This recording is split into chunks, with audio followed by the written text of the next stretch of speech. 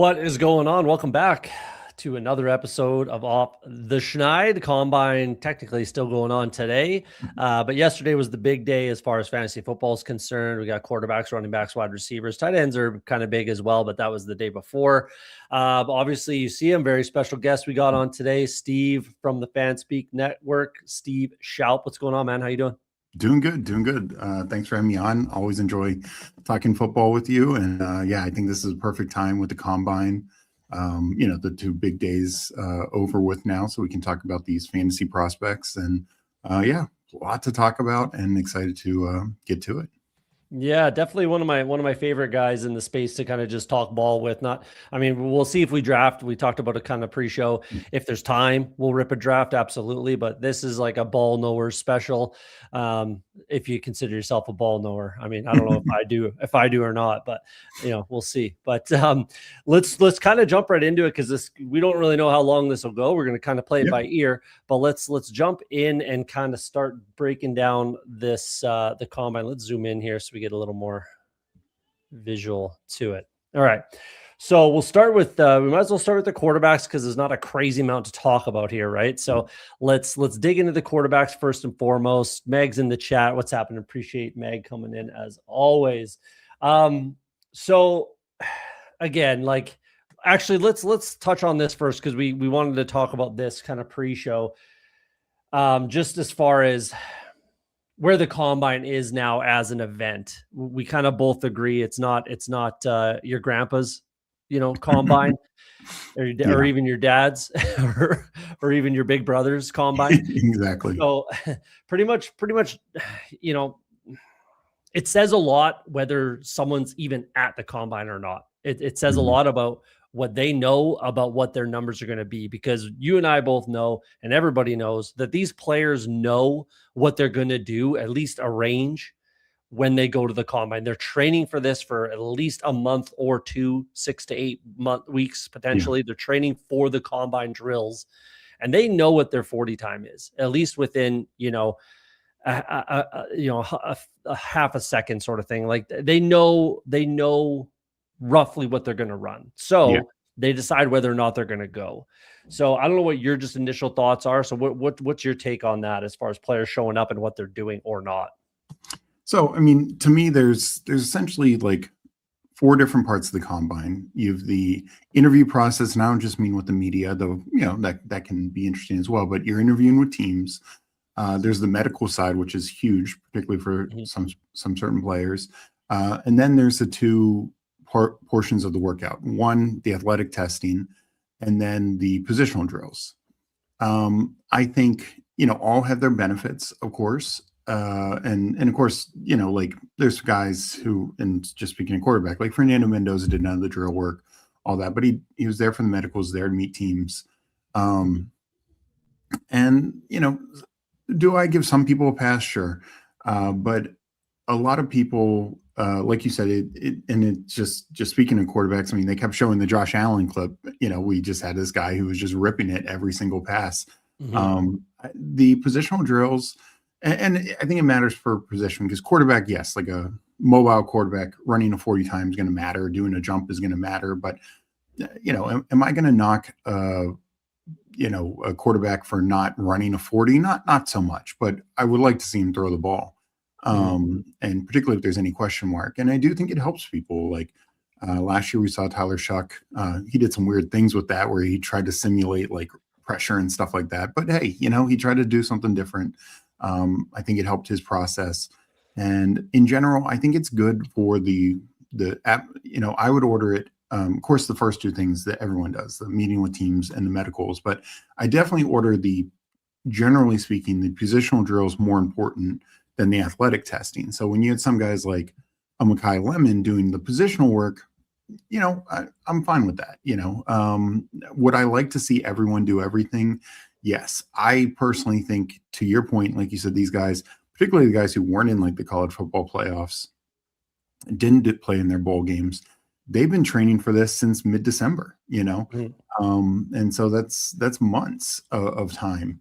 And why are you not doing every drill? And, if you have a rough 40, and we'll get to a couple guys who did, you can then go back out and try and do better at your pro day, maybe shave a few, tenths of a second off.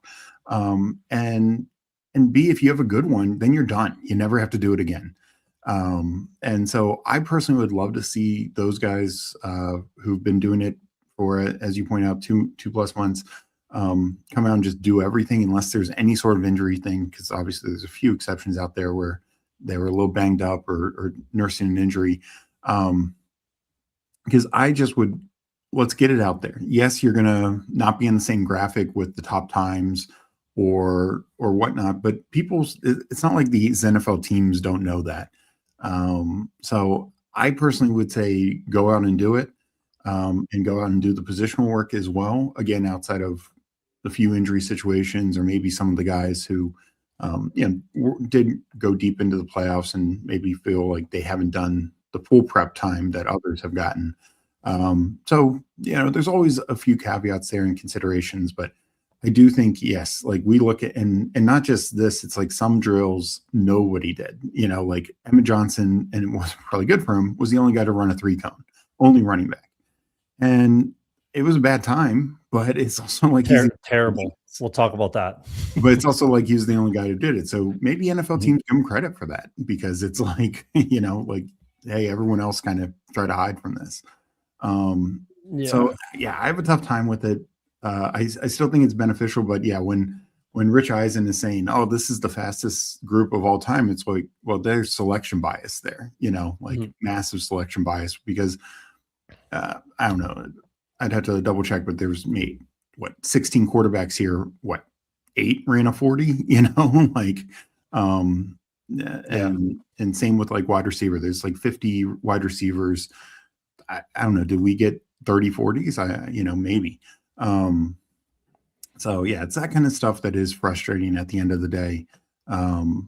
Again, a couple guys absolutely get passes given the injury stuff, but yeah, I just wish we'd see more of it, because it just helps to get those numbers in. And if somebody improves their numbers, they jump an inch higher or shave off a tenth of a second, a month from now at their pro day, good. Like teams are going to look at that. So, yeah, I would agree and push back on one or two things. The thing that I like about the combine, and I like about people doing the drills and like doing the 40, doing the position drills, all that kind of stuff, it's the compete level, right? Mm-hmm. That's the kind of thing that teams and scouts and GMs like to see is, do you like to compete? Are you there to compete? Are you trying to be number one? Right. So that is something that I think more guys should, that is a reason why more guys should compete at the combine, because it is a competition. Regardless of anything, you're competing. You are absolutely competing against these other, your peers, right? So that what I would push back on the position drills though is like, I don't really care that you can, like the gauntlet, sure, it shows some smoothness. Okay, I can understand the gauntlet, but a lot of the other, like, because the quarterback and wide receiver drills are mixed together. It's the late, the deep pat throw, the fade, the dig cuts, all the slant. There's all these different like quarterback throwing drills that mixes in with the wide receivers. So to be honest, I don't care if Mekhi Lemon's doing that. I can watch his tape and see all of that. His tape, because regardless of everything and anything, we all know, or most, if you don't know, here's some food for thought. The biggest piece of evidence, the biggest thing that teams look for or look at is the tape. 100%, it's the tape. Then everything else confirms or, dissuades them if it's a speed thing, whatever. Right. So tape is number one. I don't, for a guy like Mekhi Lemon, I want to see you run the 40. I want to see your split. I want to see your vert. I want to see your broad jump. I want to see those things. I don't care about running these wide receiver drills. That is so, it's all pretty elementary if we're being honest with ourselves. So that's where I would push back on the position drills, and it's position to position, right? Like I would prefer to see a lot of the quarterbacks do the position drills because they're throwing the ball to receivers that they don't know in situations they may not know or be exactly comfortable with, some under center simulations, whatever. So that stuff I agree with the quarterbacks, but again, the wide receivers, I want your numbers. Like, I want the data. I want your 40. I want your split. I want to know your explosion, right? That's the kind of stuff that I want to know with even running backs as well. So it's an interesting one, how and like you kind of touched on with the records, every year for the last 3 years, it's been all-time speed, all-time speed, all-time speed. What did we just say? Like, guys know what they're going to run. And if they're not going to run fast, they're not running. Right. So that tells me that Mekhi Lemon knows for a fact he's a minimum 4.5 guy. If not, maybe a 4.6 guy.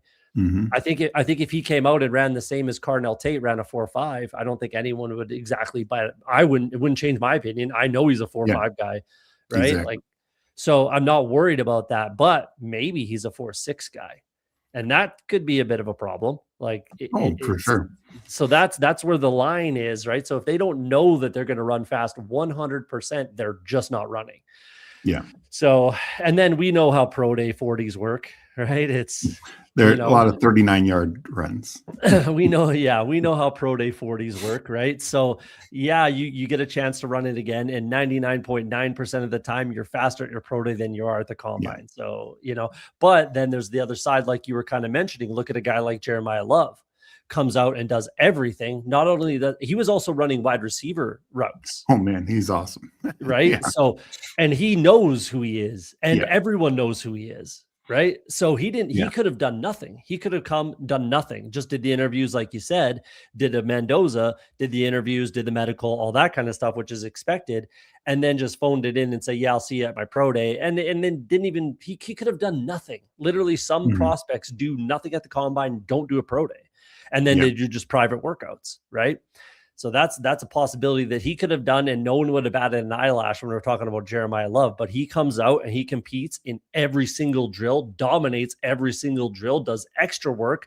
And like you said, now he doesn't have to do a pro day, and he's not going to. So you get extra time to meet. You're not working out. You're just staying in shape, all that kind of stuff. So it's an interesting one. And this was a very interesting combine, I think we can agree on. But I don't know if you have anything to add at that. We'll put a bow on that, and then we'll get into this. The only one thing, and I kind of agree, positional drills for the wide receivers is probably of maybe any position, probably the least important. But like you said, the quarterbacks throwing different to not just different receivers, but there's some quarterbacks who have never thrown like, we need to see if these guys can throw a 50-yard ball. And you saw a stark difference between certain quarterbacks, and just they're showing their mechanics and stuff like that. Same with the running backs, because we have like a running back like Jadarian Price we're about to talk, who never got pass attempts. He never got targeted. So seeing him in some of the pass catching drills can be very important. And same with tight ends, guys who are in line, now showing that they blocking. Yeah. Yeah. And vice versa, guys who never were in line showing that they could block a little bit, or guys who are in line maybe showing that they have a little bit more juice to their game. So there can be some nuances there, but I agree. Like a guy like Mekhi Lemon, like he did the one thing we knew he was good at, right? Like the gauntlet and the route running. Like nobody had any question. And you were 100% right. Tape is the paramount, the number one thing. And it's just like a confirmation thing. And a lot of times, it is for wide receivers are the wide receivers who only, like I will say, not to get too far ahead, but like a guy like Branch, who almost all of his productions was screens, seeing him run other routes was nice to see, because he just didn't do that at Georgia or USC. Yeah. Like we said, it's prospect to prospect, position to position, and like some guys just, again, Mekhi Lemon, I don't think he needed to do anything, but tight ends, we need to see Fred the Sled come out. We need to see. Like that's a drill that I watch with tight ends. I for some reason I love watching tight ends. I think it's my favorite thing to, I don't want to say scout, but it's my favorite tape to watch, and just I think I'm actually really good at it, if I'm being honest. But that's I think tight end is my best position to set my rankings and know who's going to be effective in the NFL. But anyways, let's get into this. Let's get what we kind of came for, talking about the combine. Let's start with quarterbacks. So 40-yard dash, obviously Taylor Green just crushed the combine, set records left, right, and center. But are you surprised by that? No. I am not. Yeah. We all knew that's who he was, right? And then speaking of what we were just talking about with the drills, that's where all the question marks, were basically confirmed watching him throw the ball and drop back and his mechanics. And I'll let you take it from there. Yeah, I mean, Taylor Green is kind of exactly what we said. I did a quarterback preview show, a month ago, basically right after the Senior Bowl, because Green was at the Senior Bowl, and I said, Taylor Green, I'm very interested in preseason DFS because he's going to be a guy who goes out there for a second half and just, runs for maybe even 100 yards and throws for a touchdown because he's thrown against four stringers, something like that. But and good for him he says he wants to stay at quarterback and all that, and try it out. We've seen guys make the transition a little later in their career. Terrell Pryor, Logan Thomas. If they need to, maybe he can refine things after a couple of years on practice squads and being the scout team quarterback. And he could be a very good scout team quarterback because he simulates the Josh Allens and the Jaden Daniels and those kind of things. But yeah, I mean, his mechanics are a mess. Like, the ball was never where you wanted it. And this is exactly who he was at Arkansas. I mean, Arkansas had the fastest quarterback and one of the fastest running backs, and couldn't do any. Their offense was okay. Nothing special this year. There's a reason, because Green is not a great quarterback. No, it's too bad he can't play quarterback. Like, he'll be a fun Madden pick potentially if you're building a team in Madden. So we knew everything. Nothing was a surprise to me as far as Taylor Green. Obviously, he crushed it. He set records. That's great. But both Taylor Green and Haynes King, who will probably or could be Taysom Hill. I think everybody knows that and is saying that, and I agree he could be that guy. But like you alluded to, and I agree, these two will definitely be on a practice squad, on a scout team, simulating certain quarterbacks, and that is an asset. And they will they will have a career just because of that, and that's good. That's fine. That's, to be honest, probably their ceiling, if we're being honest with ourselves. Yeah. And there's nothing wrong with that. So, no, and then anyone else that you saw, like, as far as like 40s don't really matter, I don't think. Let's go with participants, because that's the biggest thing on as far as the quarterbacks are concerned. Let's just do that, because let's maybe just go down the list. So Fernando Mendoza didn't do anything. We don't really need to talk about him. There's nothing to talk about as far as the combine. So Mendoza's number one. I will say his measurements, I think, were what I expected. His weight was surprising to me. 236. When you see him, you're like, that guy weighs maybe 215. No, I would have thought like 220, 225. So the 236 was surprising, but good to see. And also, like, a true, I thought he was going to be 6'4", but true over 6'4". You just never know with these college measurements. So that was just promising, very promising to see the weight and size for sure. Yeah, absolutely. Definitely checked all the boxes, and he'll do probably just private workouts, maybe a pro day to support his guys. He's got, I think he announced he's doing the pro day because, I mean, Indiana, 2 backs, a tight end, 2 receivers. Exactly. You kind of got to be there for all your guys, right? Yeah. And it's not a bad thing. So I don't disagree with that. He could skip it, but again, he's not that guy, which is again another check mark on him, who he is as a person, as a teammate, as a player. So 1-1, we don't need to talk too much about that. He's a Raider. Ty Simpson didn't do much as far as the testing, which is fine. I don't think that's entirely necessary. But he looked really good throwing the ball. I still haven't gotten around to his tape quite yet.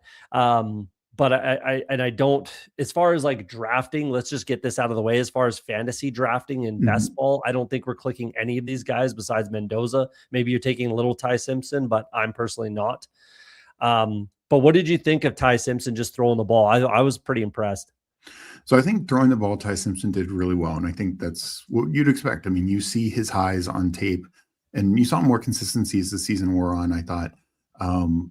And that, I think that's very, very promising. But he's also, the low is, and kind of what you're alluding to, is he's a 15-game college starter. He's also came in, just a hair over 6'1". So he's on the smaller side. That doesn't hope matters. And he didn't work out. I think if he was going to put up a number, not Taylor Green's, but if he was going to put up a number, even like Cole Payton, he would have worked out like a 4 or 5. So it's not like he's going to add the mobility threat that a lot of smaller quarterbacks end up adding. So, but I view Simpson as definitely a starting caliber quarterback at the NFL level, just not for next season. And what I've said all along is I don't think we're talking the Jackson Dart plan. I don't even think we're talking like the Shedeur Sanders half a year plan, which I don't even know if that's the Browns plan. But I think we're talking like the Michael Penix or maybe even more like the Patrick Mahomes last game of the year, if he plays at all this year. So that's the way I treat him.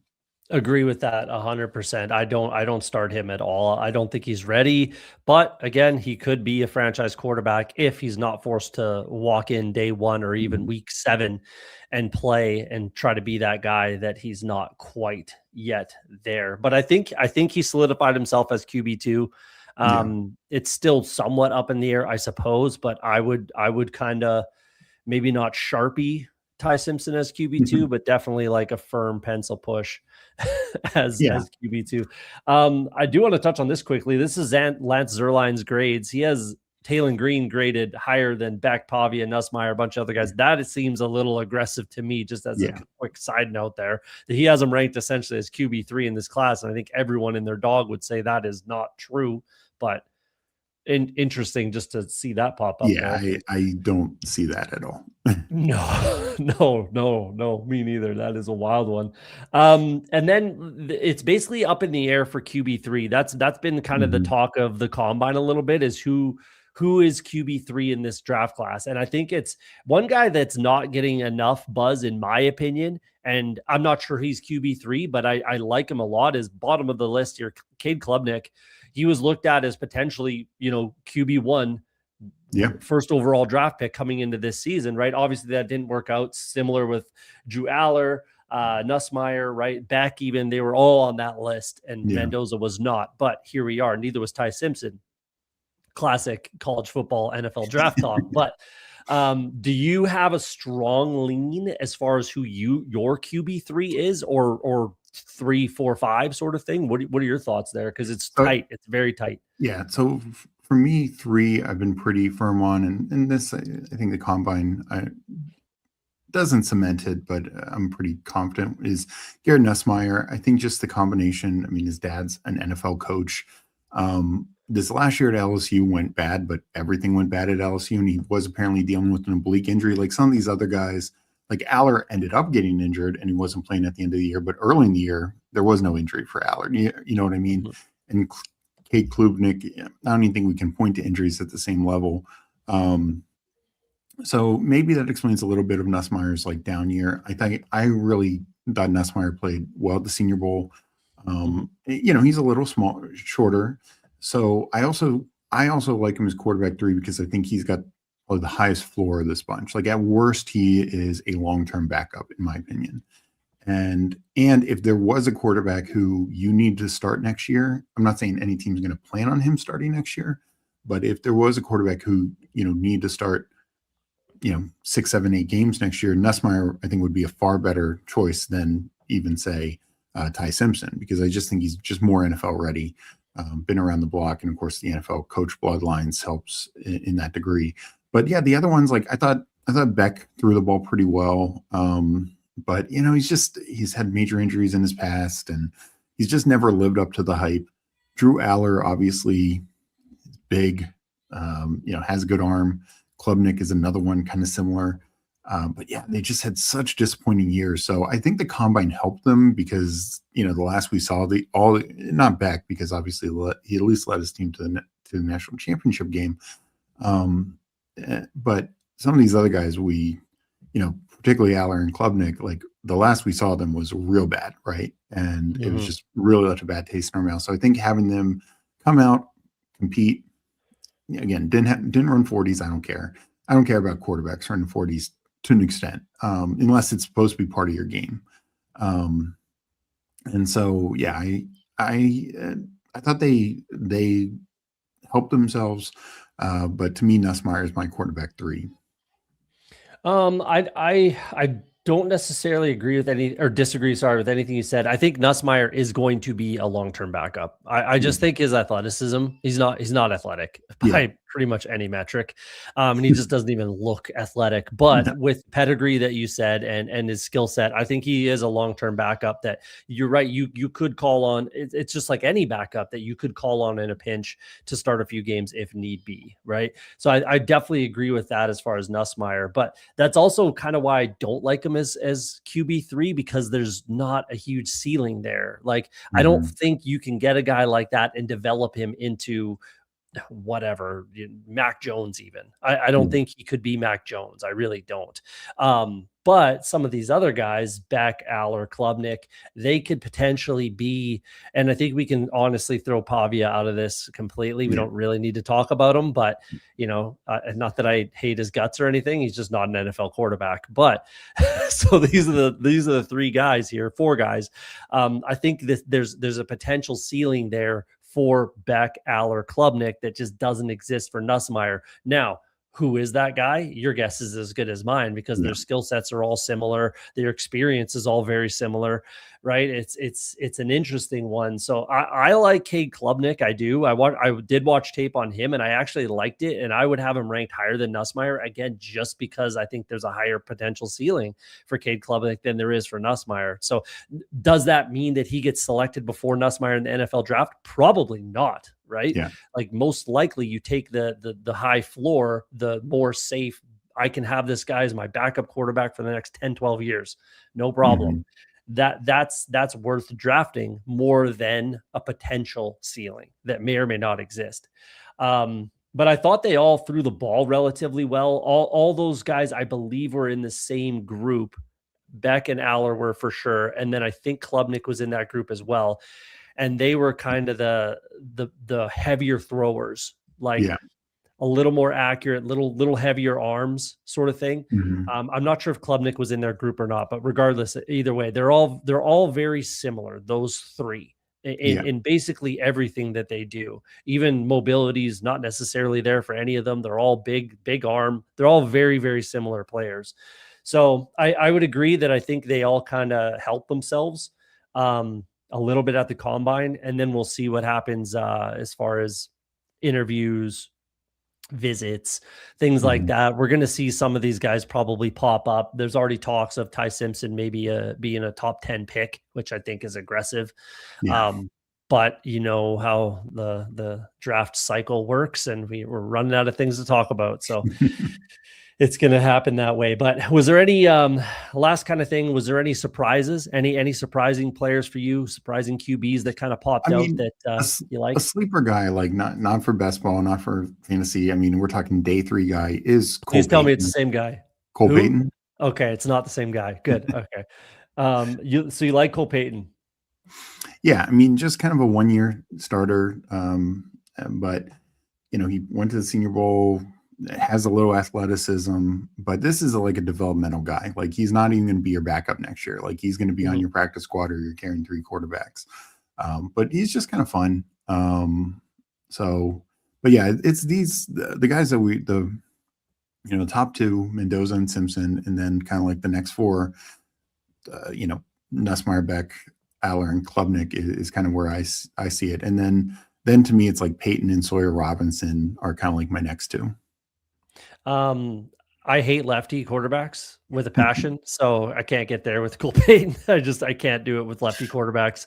And we even saw it in the gauntlet. Yeah. How many first passes did wide receivers drop coming out of Cole Payton's hand?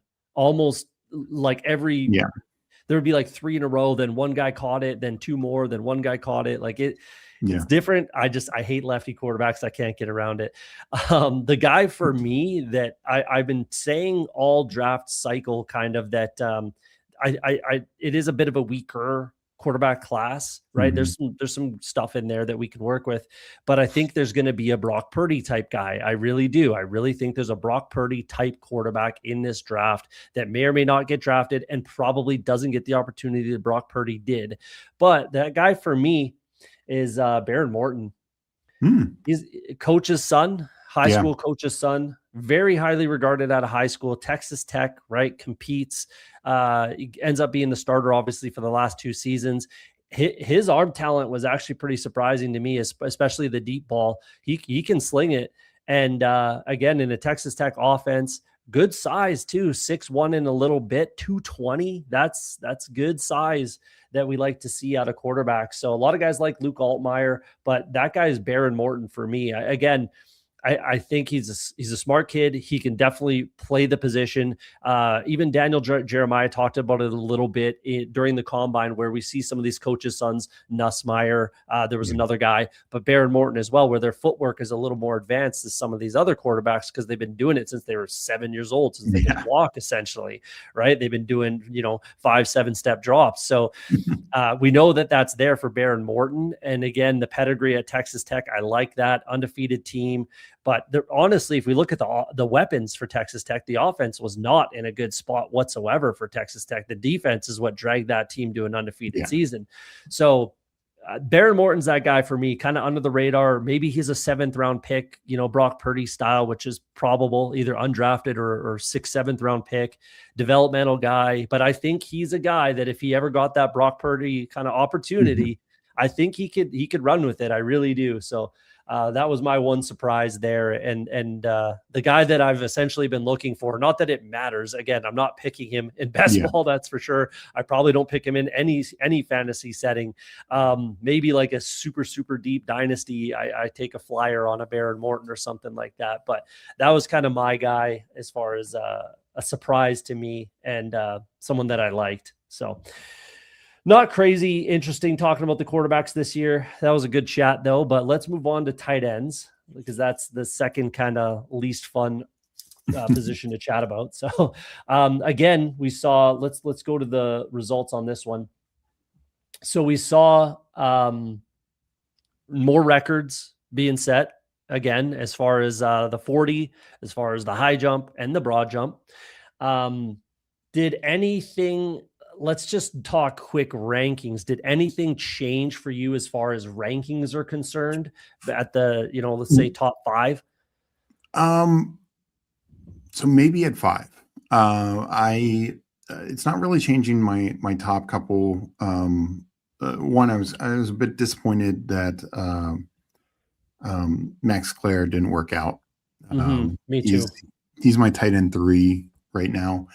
And on paper, he seems like a good athlete. So I was kind of surprised. And also I think he can play inline and out. But Sadiq's combine, I think, cemented him in the top spot. Stowers was pretty good as well. The guy who I think is moving up is Sam Roush, or Roche. 40 time was not his thing, but every other drill, his jumps were insane. You look at his RAS score, it's super impressive. And the thing to keep in mind, he's what, like 18 pounds heavier than Sadiq, something like that. Like way more than that. He's 6'7", 270, I believe. Yeah. I think, like 268, 270, something like that. Like, so he's bigger, taller, bigger. And he is definitely an inline blocker. I mean, his hands are still something that needs some work. We saw a drop at the Senior Bowl, but I think he can be like, this really complete tight end. And so, it's like when you adjust to weight, his 4'7", is not a 4'39" like Sadiq, but it is much closer. We're much more in the ballpark.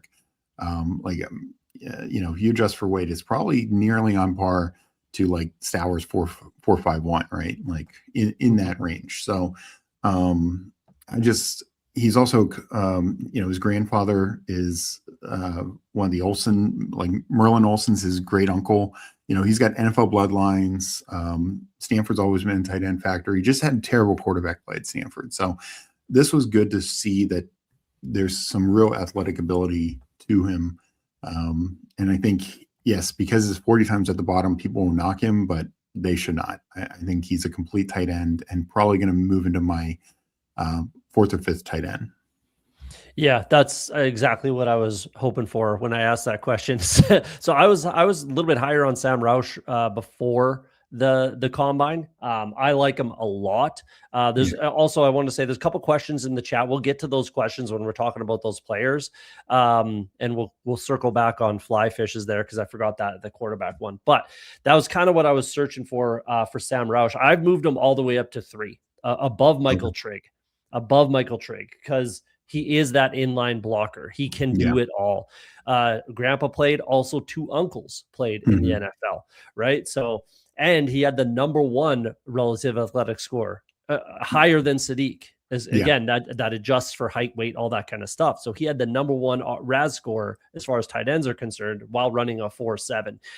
Now, something else I want to talk about that we're going to talk about with running backs and wide receivers as well. So yes, runs a 4.7. We see that it's fine as far as tight ends are concerned, regardless. But let's dig into the other numbers, right? Like his 10-yard split, better than Koziel, who was the same as him, better than RJ Maryland, who ran a 4.51, right? So his 10-yard split is really, I think, a bigger metric when we're talking kind of especially about tight ends as well. But it's a bigger metric for a lot of reasons. But again, so his 10-yard split is right there with some of the guys that ran right at the top as far as the 40 is concerned. And we are going to touch on that again as far as some other positions. And then we look at the vertical right there. Obviously, he's behind the freaks, which, there's only so many freaks in the world. But he's 20 pounds heavier also. Exactly. And he's right kind of there. He's at the top. He's the best of the rest sort of thing. He's right there.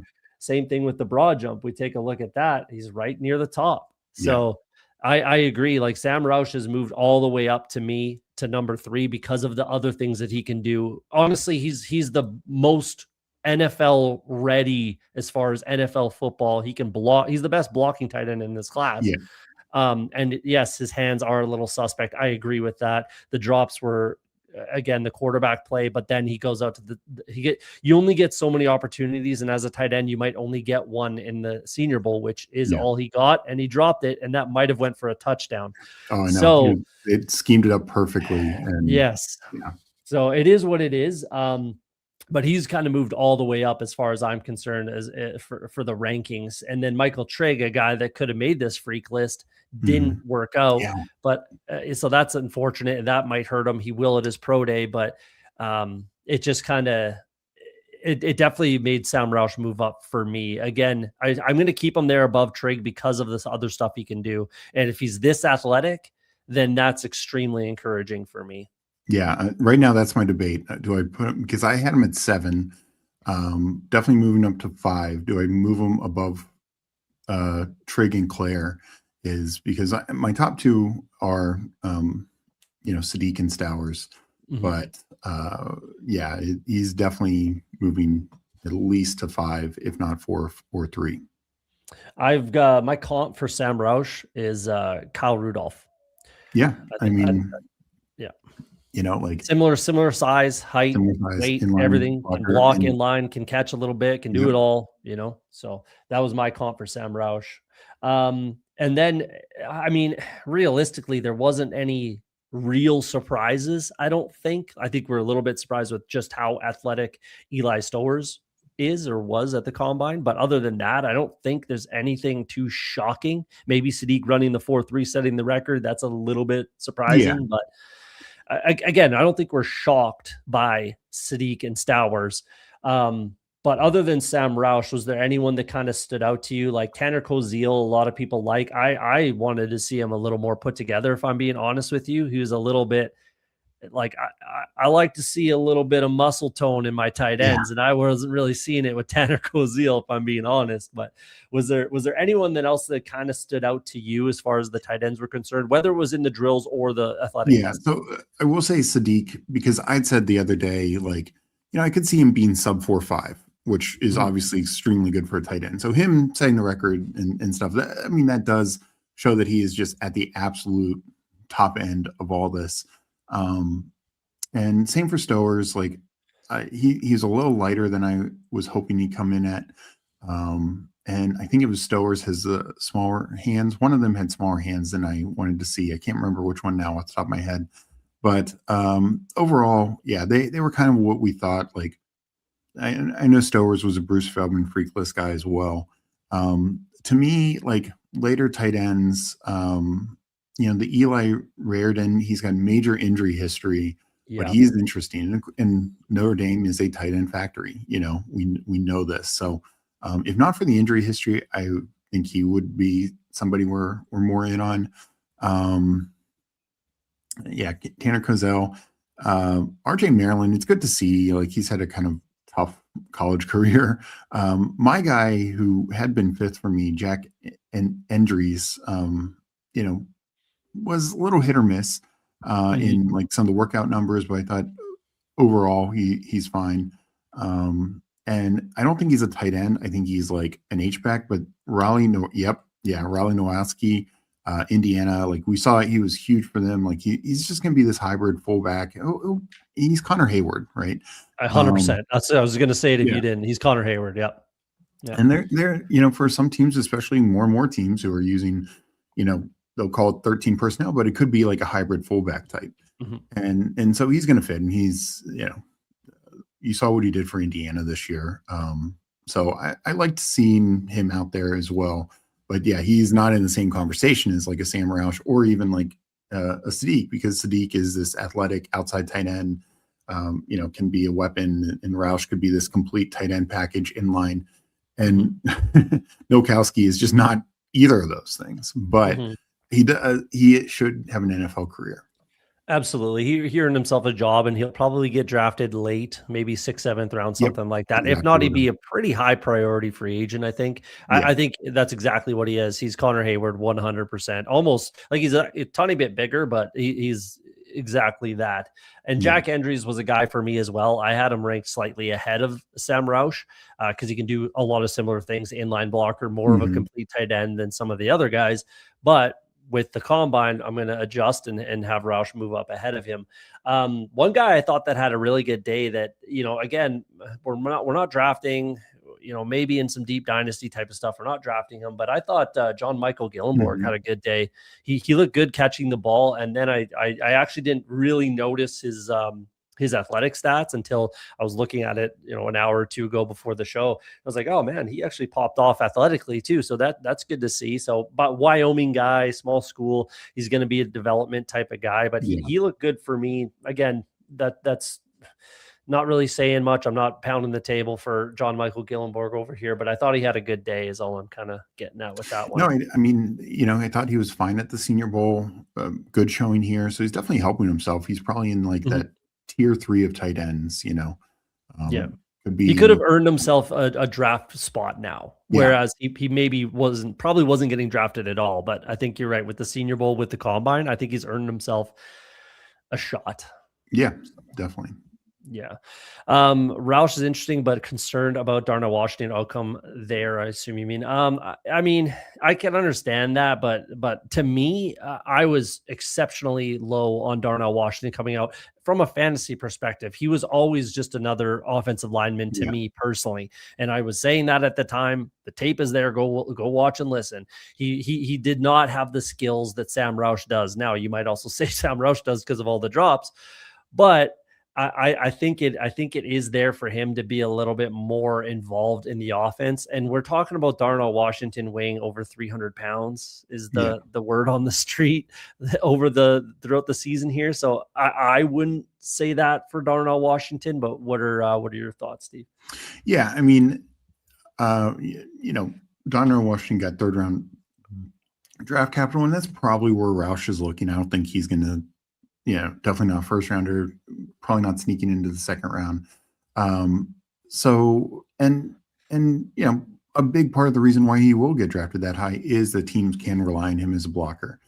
So they know there's a clear path for him to get on the field. I think the difference is Roush has a higher upside as a receiver as well. Like, he's not just a blocking tight end. He's not just John Bates. He can be, yes, he's not going to be Travis Kelce, prime Travis Kelce, but he could be, you mentioned Kyle Rudolph, but even just like this guy's not a great blocker, but like a Dalton Schultz or somebody like that, who's like 600 plus yards, really big red zone threat. He's 6'7", can box out Yeah. people. So he's a guy, but is he going to do that as a rookie? And I don't even think, I think I've drafted him one time so far in the 20th round as a 20th round click. I might draft him one time more until we see a landing spot, because landing spot's going to matter if there's any fantasy upside as a rookie, right? We saw last year, even second rounders like Ferguson and the Miami guy, Arroyo, had ended up having not great fantasy outcomes, even though Arroyo looked like he had a good landing spot. So, I'm not going to go overboard in drafting him, but he is a guy next year. He could actually, a perfect example is like AJ Barner. AJ Barner, blocking tight end, showed he can be more. Like, that is what Sam Roush can be. Yeah, my barometer for tight ends essentially is always Cade Otton. He's Cade Otton, but bigger. He can block. He can do it all. Free agent Cade Otton, right? So that's kind of my tight end barometer always is can you be better than Cade Otton, or can you even be Cade Otton? If you can be Cade Otton, that's fine. If you can be better than Cade Otton, wonderful. I think the ceiling could be there for Sam Roush, much like Kyle Rudolph was. And let's be honest about Kyle Rudolph. He didn't start there. Like, he developed into that guy, Rudolph the red zone reindeer, right? But, he developed into that guy. He wasn't that straight out of college. So I think that's something that Sam Roush could develop into. So like you said, I'm drafting him in Dynasty. That's for sure. I'm taking some shots on Sam Roush. Let's finish that off. Had an excellent combine. Just compete with Bowers for targets. Don't see Roush earning enough volume to be fantasy relevant. Again, not year one. I would agree with that. I like Cade Otton as well. He was my tight end 2 in that draft year after Mr. Trey McBride. Obviously, I did want to circle back on this one, but about the Carson back to the LA Rams. Honestly, any of those guys that we named are that. Drew Aller, any of them, we just trust Sean McVay. We trust that system. We just, any of those guys could be that name. Insert name here is fine. The Ramsiest wide receiver out there, it's like, all of them, all of them. Right. And, so it's, and I know, like, it could be Garrett Nussmeier because the coaching connection and stuff like that. And it's just like, Sean McVay, yes, he loves having Matt Stafford, but he wants a quarterback who can just run his offense, and so he wants the smartest quarterback. Stafford just offers a little bit more, but so I tend to agree. Any of those guys, the Rams could be targeting second or more likely third round, and it also frees them up from not using that first rounder on Ty Simpson that everyone wants to connect them to. Yeah, absolutely. I think it's any of those guys. Just pick your poison, whoever you kind of like the most. Let's do running backs first, because there's a lot more. The wide receivers got the most meat on the bone there. So let's jump into these comments first before we dig into this. We got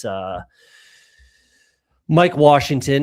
That's going to be the big talking point, obviously. But are you guys taking Mike Washington over Jonathan Brooks in best ball now? I would say, I would probably be okay with that. With the injury history with Jonathan Brooks, there's cloudiness. Chuba Hubbard's still there. They drafted Trevor Etienne last year. So with the injury history with Burks, I would say, sure, I would take Mike Washington over him. How about you, Steve? Yeah, I'm kind of out on Brooks because of that injury history. I know there was like one or two good comments like a couple weeks ago, but it's just so much of an unknown. They at least have Hubbard there. It doesn't sound like Dowdle's back, but they also could sign any like second or third tier free agent, and they could be ahead of Brooks. They could draft Mike Washington. Let's not put them out of the range of a mid-round draft pick who could potentially jump Jonathan Brooks. So, Mike Washington, there's definitely more upside. I was taking him some. I'm going to take him a little bit more now because he really did blow up the combine. I think he's moving up and probably has secured himself a day 2 draft capital. Yeah, I would agree with that. He definitely crushed it.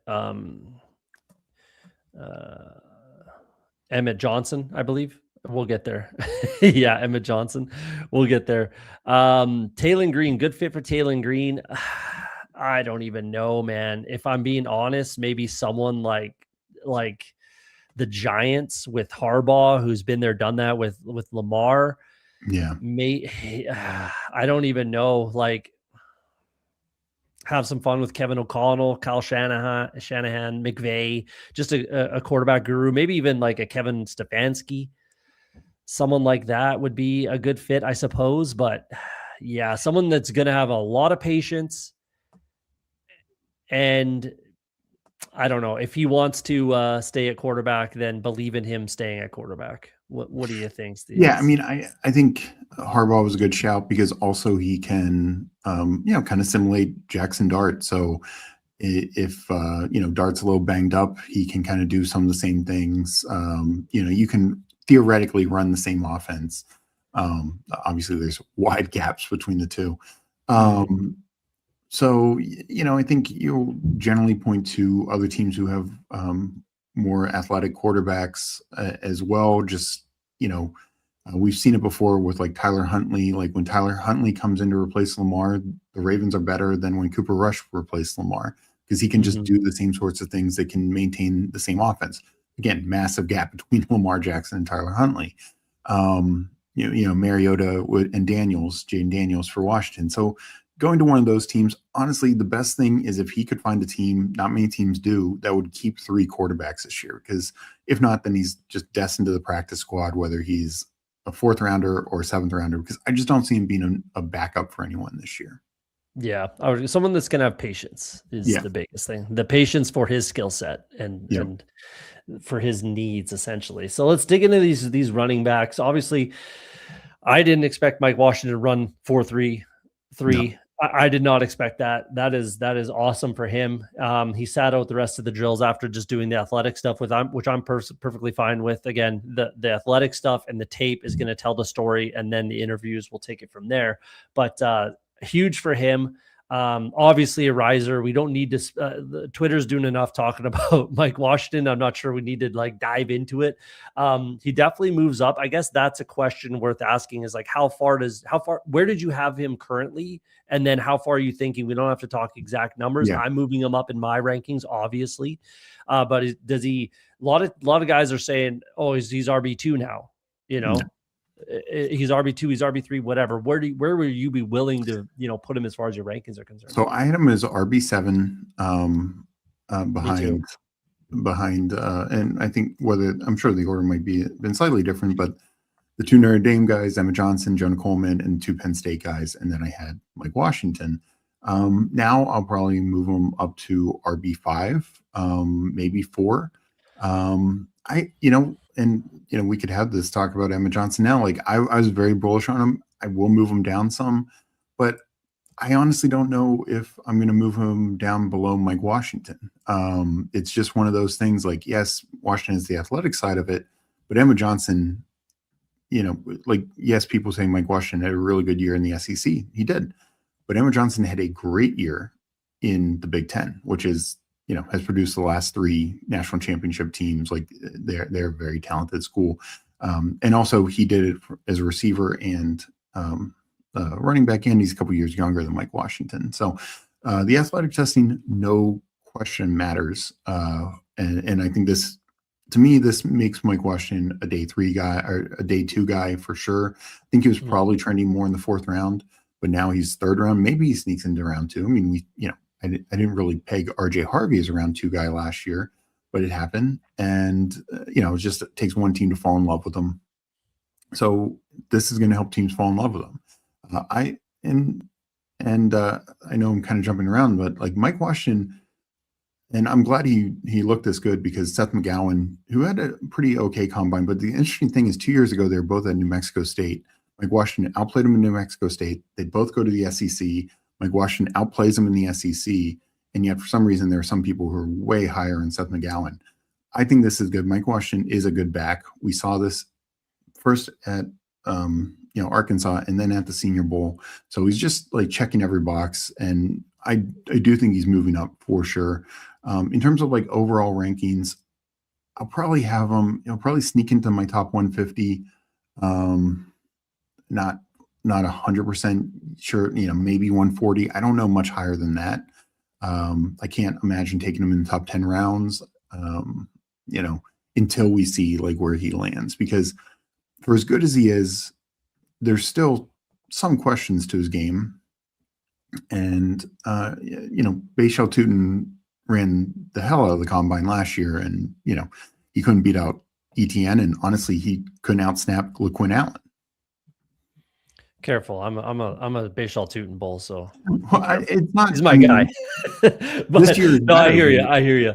I don't disagree with any of that. And there, let's touch on this comment too. Like, his tape still weighs the heaviest. Yes, absolutely. His advanced metrics are the same. He hit the top 40, then bowed out. Wouldn't move him up. I mean, if he doesn't need to do, again, those drills don't particularly matter. His tape and the athletic stuff. Yeah. I would prefer a lot of these wide receivers and running backs just do the athletic stuff and not the drills. And I'll watch the tape and I'll see your athletic numbers. And that's really all I need for the most part, if I'm being honest.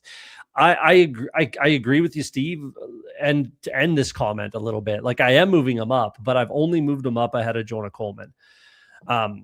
Again, we know what Jonah Coleman's going to be. He's probably 4'6" guy, short, kind of big guy, thunder back. That's what he is. Mike Washington can now potentially be that 3-down back, that workhorse back that we are always looking for. So I did move him up, but I agree. I'm not flying him up the board like other people are. Cause again, the tape, like, he had good tape, and his Arkansas tape was his best tape, which is actually also kind of shocking because he's at Buffalo. He's at New Mexico State. Like, he had basically the same amount of carries at New Mexico State. I think it was 10 less, and he's 4.2 average. He's 6, whatever it was at Arkansas, right? 6+. So his best tape was at Arkansas. I agree with like that is awesome that his tape got better as his competition got better, and his metrics are great. His athletic metrics are great, but the tape is not like unbelievable, if I'm being honest. So again, I am moving him up, and I'm moving him ahead of Coleman. I'm lower on Coleman than I think most people are. But he's only moving up to, I think I have him at 6 right now. And you're right. I'm not moving him ahead of Emmett Johnson, because again, just the more complete back, if we're being honest, if we look at the body of work. Yeah, pack 20%. That's good. That I think I'm like 9% Mike Washington, and I might have a hard time clicking him if he's a 10th round guy. Like, ahead of Jonathan Brooks. Yeah, I'm all right with that. But 10th round, let's take it easy. He's not the greatest pass protector. That's very true. FOMO definitely is a bit overreaction. That's why we love the combine, baby, because these guys just fly up the board. I agree with this. It is wide open after that. I 100% agree. I'm actually having a lot of trouble with my running back rankings now, because it's Jeremiah Love and everybody else kind of thing. Like, and it's a very weak running back class, in my opinion. So I think I saw this on Twitter, and I agree with it. We might see 12 wide receivers drafted before running back 2, or maybe more wide receivers, after the combine. So it's kind of like a blessing and a curse with Mike Washington, for being honest. A blessing for him and his family. And, he's a former walk-on, I believe. Or no, that's Taylor. But former small school guy, moves up, gets his shot. He's crying after running the 40. It's a great story and everything. But the curse kind of becomes like, I don't particularly think he's that guy quite yet, So we'll see. But the other guy that obviously everybody's here to talk about, well, let's scroll way down to the bottom. we got Emmett Johnson over here. So yes, he ran slow. I say that in quote fingers, because if you're slow, you're not running. So he still comes out and he runs a 40, 4.56 official. That's slow in a lot of people's eyes. It's not, number one. Let's get that out of the way. It's not slow, but I get it. It looks bad when he's at the bottom of the list. But like I wanted to say, like I alluded to, we're going to touch on these other numbers when we're talking about running backs and wide receivers. So we got 4.56 40 for Emmett Johnson, right? Let's scroll up, take a look at the 10-yard split, which to me could potentially mean more when we're talking about running backs. It means more than the 40, right? I want quick speed. We talk about quicker than fast, or quick or fast, right? The two different things: long speed, short speed, that sort of a thing. Agility versus long speed, right? To me, it might be more important that first 10 yards for a running back, because he gets to that second level and then he's gone. Yes, you might catch him, right? You might chase him down, but that's a 30, 40, 50-yard gain. Some other guys, it's an 80-yard touchdown. For him, it's only a 60-yard gain, we'll call it. But I digress. So we look at the 10-yard split. We got Emmett Johnson at 4.59, Who else is at 4.59? We got Damon Claiborne, who ran what, a 4.38? Yeah. Right? Huge difference between those two 40 times, but they have the same 10-yard split. That's encouraging to me when I see that, when we're talking about Emmett Johnson. And then we go over here and we go to his 3-cone. That's a dog shit number. I don't know if anybody knows 3-cone numbers, but 7.32. I'll tell you this. Let's look at the tight ends. Sam Roush crushed that at 6'7", 270, and he destroyed his 3-cone. So that's a dog shit number for 3-cone. So it's really interesting. I saw the comment there about Bucky, and that's honestly, I'll get it out of the way. He goes from being James Cook to me to Bucky Irving. Is kind of what happens to me if we're talking about Emmett Johnson. So that's definitely my comp now would be Bucky. But it's just an interesting dynamic with how Emmett Johnson's combine went, because again, the 10-yard split, that's great. That looks good. That's fine. Long speed, I get in the 40-yard dash is a problem. But then we look at this agility drill in the 3-cone and we're like, this doesn't even add up, if I'm being honest. I think he's the only one to do the shuttle, or he did, a couple other guys did as well. But again, this is kind of a dog shit shuttle, if we're being honest. Like, these aren't great numbers. The only number that looks good is the split. So interesting numbers. Steph's in here. What's up, Steph? More concerned with the 3-cone than the 40. Me too. When I saw that 3-cone, I almost fell out of my chair, especially when I compared it to Sam Roush. That was a wild realization for me. So that's my long-winded about and I know I'm not giving an answer on that one when we're talking about Emmett Johnson. It's just it was a wild kind of roller coaster when we're talking about his combine. But what do you got on Emmett Johnson? So what I will say first, I'll point to, yes, let's talk about the 3-cone. Yes, that's a bad 3-cone. Crazily enough, not many running backs ever do a 3-cone. Like, he was the only one. Yeah, he was the only one. But even in years past, like, you look up on, because I go to mock draft roll, I'm going to talk about that in a second. There's so many backs who just don't have a 3-cone. Like, it's just, so we have barely anyone ever does it. Yeah, no one ever does it. Yes, like I know, like the backs who have done it, who get drafted in the top 100 picks is very limited historically. But it's also like, we don't know. There's plenty of guys last year who I'm going to guess. I would have to look it up, but I don't think Henderson did a 3-cone. No one did last year. Yeah. No one ran it. And so what I did want to point, because I did go to, mock draftable, because I was with you, like James Cook was like my high end upside. That was to me like the 95th percent outcome of Emma Johnson. And so I was looking at other comparable size guys for a similar 40. And one I wanted to point to was Alvin Kamara. Alvin Kamara, 5'10", 214, ran a 4.56. He's been pretty good at football.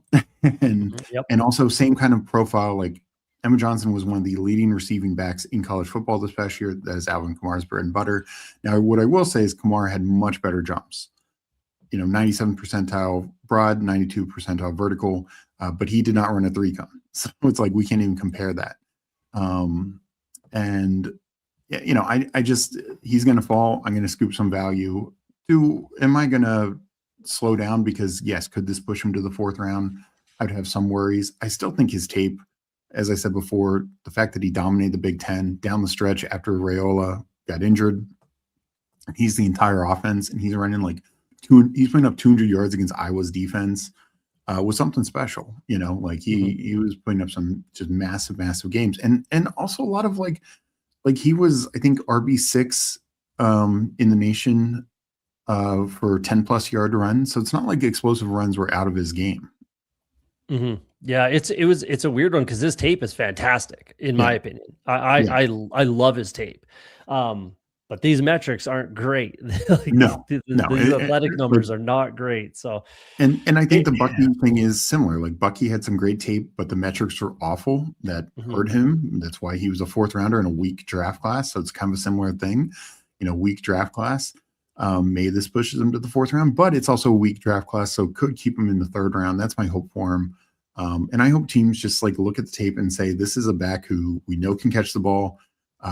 He has got some good, good tape against tough defenses. And also I've always liked he's got good contact balance. He's the type of guy who never kind of goes down on the first hit, always gets that extra yard. He turns 3-yard gains into 5-yard gains into 8, et cetera. And because he makes those like nice little simple stutter steps, and that's actually why the 3-cone was a bit surprising, because I always thought like some of his lateral quickness was some of his best traits. 100%. Because he, like obviously this is the extreme. Though speaking of another back who ran the 4.6s, different back also, but Le'Veon Bell, he was like a 6'1", 225 guy, but he ran like a 4.65 best back, one of the best backs of all time. But Emmett Johnson has some of that where he just stutter steps or makes a guy like slightly, turn what like a heavy tackle into an arm tackle, and then he can break that arm tackle. So he's a guy I'll move down. I'll scoop some value, but I don't want to be all out on, because we've just seen it with Bucky. I mean, people were worried about Cam Scatterbu. It was 40 last year. Now Scatterbu did have really good jumps. But we just see this too often of guys who go to the combine, particularly at the running back position, and seem unathletic, and then they still have really good NFL careers. Yeah, I mean, everything that you kind of said about how he runs is said in a different way on my notes, essentially. Sheds arm tackles, wicked bounce with great speed. The great speed didn't end up being a thing, obviously, but yeah. I thought it was. Finds open space and he's gone, gets skinny, that type of stuff. One-on-one, you lose sort of thing. Those are all the things that I had to say about Emmett Johnson. So again, the great speed was the shocker there. Yeah. But yeah, again, like, he's my number one running back right now as far as exposure. Number one, and that's a little bit concerning. So I'm going to pull back on that a little bit. But again, how many running backs do we see like test poorly? Yeah. We got Kyron Williams, Bucky Irving, the list goes on. Scatterbu, you mentioned. There's all kinds of guys with running backs. Can he play football? And the answer is yes. He can play football. So that might, it's just kind of save him. It's going to depend on landing spot, and more important, and always the most important, is opportunity. So Absolutely. Does he go somewhere that he can get some opportunity? That's all I'm going to be looking for. Yes, I am going to slow down on drafting him a little bit. I'll be just taking some more Kenny Gainwell in that range now that I'm very confident he's going to stay in Pittsburgh. But we'll see how it goes. So yeah, that's obviously those are the two big guys as far as running backs that we had to touch on, the biggest conversation points. Who else did you kind of like? I don't think we don't need to talk about Jeremiah Love. We know who he is. We know what he is. He's maybe a top 5 pick now. I think he's cemented as a top 10 pick. There's a bunch of teams in the top 10 that could take him between 5 and 10, but the Titans are talking about it. The Giants are talking about it. He could be a top 5 guy. So I don't think we need to dig into him. But who else did you like? Was there any surprises as far as the running backs that any guys stuck out to you? So obviously a different size guy, but Claiborne, he had to run fast. Like, that is his calling card. I thought that was good for him. I thought Jadarian Price, this is more so in the positional work, that he looked good as a pass catcher, which I thought helped him. Like, he ran pretty crisp routes, and I thought it looked good there. But yeah, it's kind of a, it's a bad RB class. Jonah Coleman didn't work out. And I think his workout numbers would not have been great, but would have liked to have seen. I would have liked to have gotten the number out, because honestly, even if he ran the slowest of this group, I still think he would have been fine. Katron Allen didn't run, would have liked to seen that as well. Yeah. But, the Katron was one that I really would, I'll be paying attention to the pro day. He's got to be at least 4.58 sort of thing. And then in the 4.5s, he's got to be in the 4.5s for me. And I think that's possible. I don't think that's possible for Jonah Coleman. But we'll kind of see how that, the one thing about Price that I liked, he's put together. He's in good shape. we'll Yeah. say. Oh, yeah. Another guy, Eli Heidenreich, that kid is put together too. Geez, for us white folk, it's a little bit more difficult to see the definition sometimes, but he was pretty put together. I like that. One guy that you mentioned earlier, Seth McGowan, he had a pretty good combine. He was at the top of most, explosion metrics. I think he was right there at the broad jump, the vert, Yeah. stuff like that. So he had a surprisingly good combine as far as like the athletic scores are concerned. I agree. His tape was pretty lackluster, for being honest. He was super highly recruited out of high school and then had that, went to prison, was out of football for 2 years. Bit of a thing. He's a little bit older, obviously, for those reasons, but he did have a good combine. So good on him for that. I was pretty shocked that Adam Randall ran 4.5 flat. That's pretty wild considering how big he is. My opinion on Randall is he's the lottery ticket of this year's running back class. He could be, obviously I'm not comparing him to this player, but he could be all the way up to Derrick Henry, but can catch, former wide receiver. But that's encouraging. He needs a lot of work. He's a prospect. He needs a lot of work, but I was surprised to see that 40 time. I'll tell you that much. Yeah, no, that at his size, that's a good 40 time. I'm the same way. Like, I think he's a fun NFL draft pick. Like, I'd be excited to see him on any team, but I don't think he's a great fantasy pick this year because I think he's going to just be buried on the roster as he develops. Yeah, he's a lottery, like a dynasty league lottery ticket kind of guy, I think, if he ever gets some sort of an opportunity. But Eli Heidenreich is a guy that I like. Again, I'm not drafting him, but in a dynasty league, absolutely, he can do it all. Swiss Army knife kind of kid. He can even throw the ball a little bit. That's a guy I'm going to keep an eye on for where he goes because he needs to be used a certain way, no question, to have success. So Jam Miller was surprising. I thought he was listed as like 20 pounds heavier unless he shed a bunch of weight, which is possible, I suppose. But he was listed like 20 pounds heavier at Bama, but that's a good 40 time. Again, I didn't like his tape whatsoever. So yeah, it's a pretty weak class. If we're being honest, I don't think anyone, again, Mike Washington, people are going to overreact, and that's just what happens after the combine.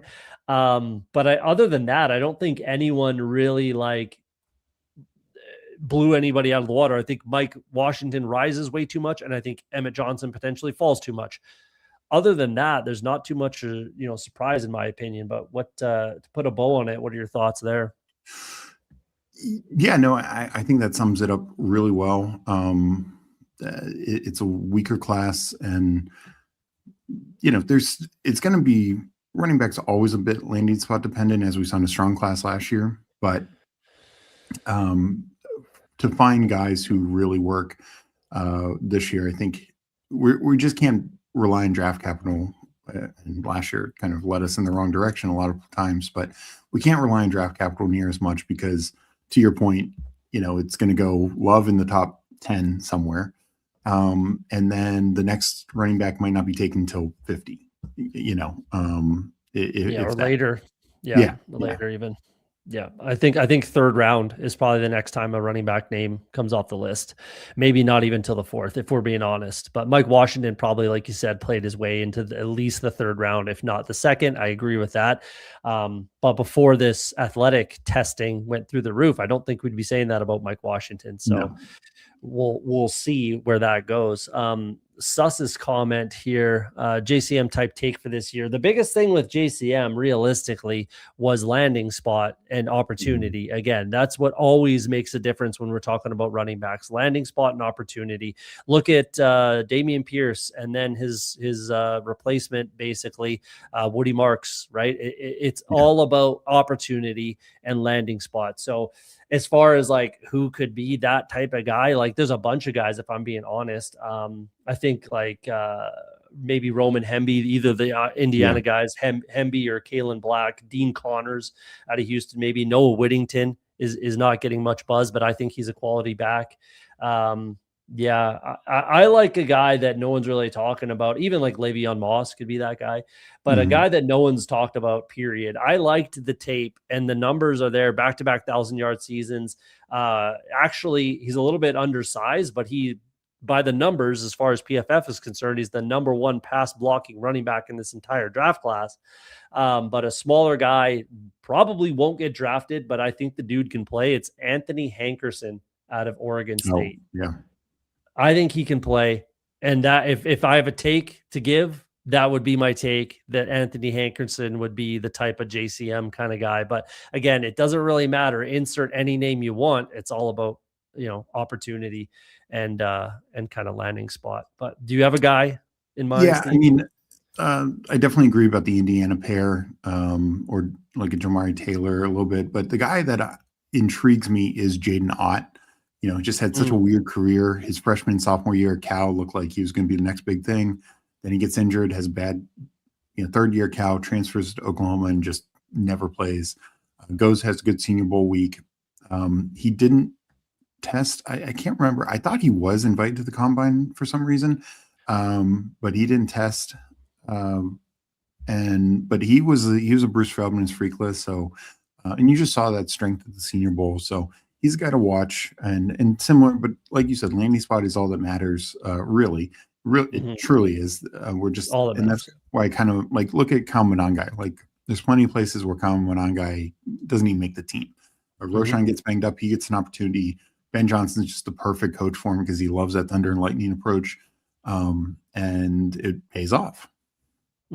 Yeah, absolutely. What was I going to say to put a bow on that?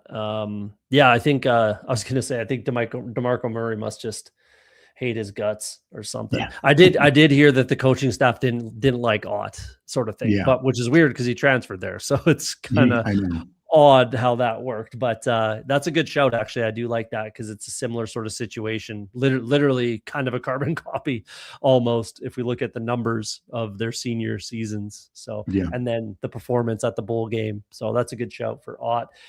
Let's move over to the wide receivers. This is probably the meat and potatoes for the most part. There's the most to talk about here. Obviously, Brendan Thompson leads the way. That was my pick always. He was always going to be the fastest at the combine as far as wide receivers are concerned, for sure. I'm a little bit I'm not surprised, actually. I thought 4.3s for sure for Xavier Thomas, but 4.2, that's great. Not that that's necessarily going to change anything. The one thing I want to talk about with Brendan Thompson quickly, which is wild, is that he did not return kicks in college.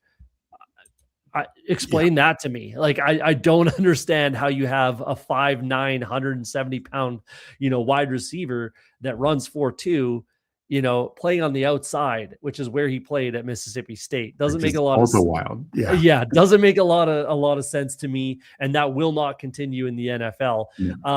I think my comp for him would be Marquise Goodwin. I think that's carbon copy sort of thing. And he's going to be returning kicks in the NFL. He's going to have to learn how to return kicks if he doesn't know how in the NFL, if he wants to make a team. I don't care if he runs 4.2. That's great. Mind you, he probably still makes a team just because he has that speed element.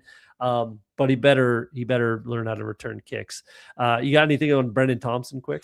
Yeah. I mean, crazy big play upside, and he did in the SEC. So we do got to give him some credit there, but yeah, at his size, he's going to be inside way more. He can, be out there to just run vertical. Spread out the defense. Yeah. Like think Deshaun Jackson, think, how the Rams envision Tutu Atwell, that kind of thing. But yeah, to make a team, to have an impact, yes, he has to become a return man. I mean, it's crazy watching him play in the SEC and just this past year, like what he did, because he had some just home run hit after home run, it's just some crazy splash plays. But yeah, that's, this combine helps him, but this is not like Xavier Worthy. This is not like not pushing like a top 50 guy into the first round or something like that. This is pushing a 6th rounder to the 4th round, maybe. Maybe, yeah. Yeah, but it's going to be a team that views him as, because, and we talked about this a little with tight end, but we're comparing Brendan Thompson with like a Jeff Caldwell and Bryce Lance, who, yes, he ran faster, but those guys are 6 inches taller, That's much and more impressive. It's yeah, much more and impressive. 30 pounds These heavier. guys. Yeah. Yeah, much more impressive. Yeah, I agree with that. Maybe he becomes a 5th, 6th round pick, where he's Mhm. maybe a 7th, 6th, 7th undrafted kind of guy for Brennan Thompson. So good for him. He might have earned himself a little bit of money. That's always good to see. Yeah. I wanted to start out with the wide receivers on this kind of take. This is my take about kind of what happened at the combine and what we know about the draft class and what we know about some of these players. So nobody tested at the top. Mekhi Lemon did some drills, right? Actually, sorry, Carnell Tate didn't test well, allegedly, even though I think it's completely fine, changes nothing for me. And I think people that watch tape will say it changes nothing for them. But with all of these other guys that we knew were pretty good potentially, some of them we knew where they were fast. They had some traits, they had some tape, whatever it is. I'm wondering if this wide receiver draft class is going to push some of the top 3 guys down now. So now, like, if I'm being honest, I don't think Carnell Tate is a top 5 prospect. I do not. Do I think Mekhi Lemon is a top 10 or 5 prospect? No, I don't think any of them are a top 5 prospect. Do I think any of them are a top 10 prospect? Fringe. The reason we've been saying that is because it's not a weak wide receiver class. It's just not extreme at the top. Like there's no top level guys, first round pick. There's first round picks. Sorry, top 5, top 10, whatever. There's honestly none of those guys.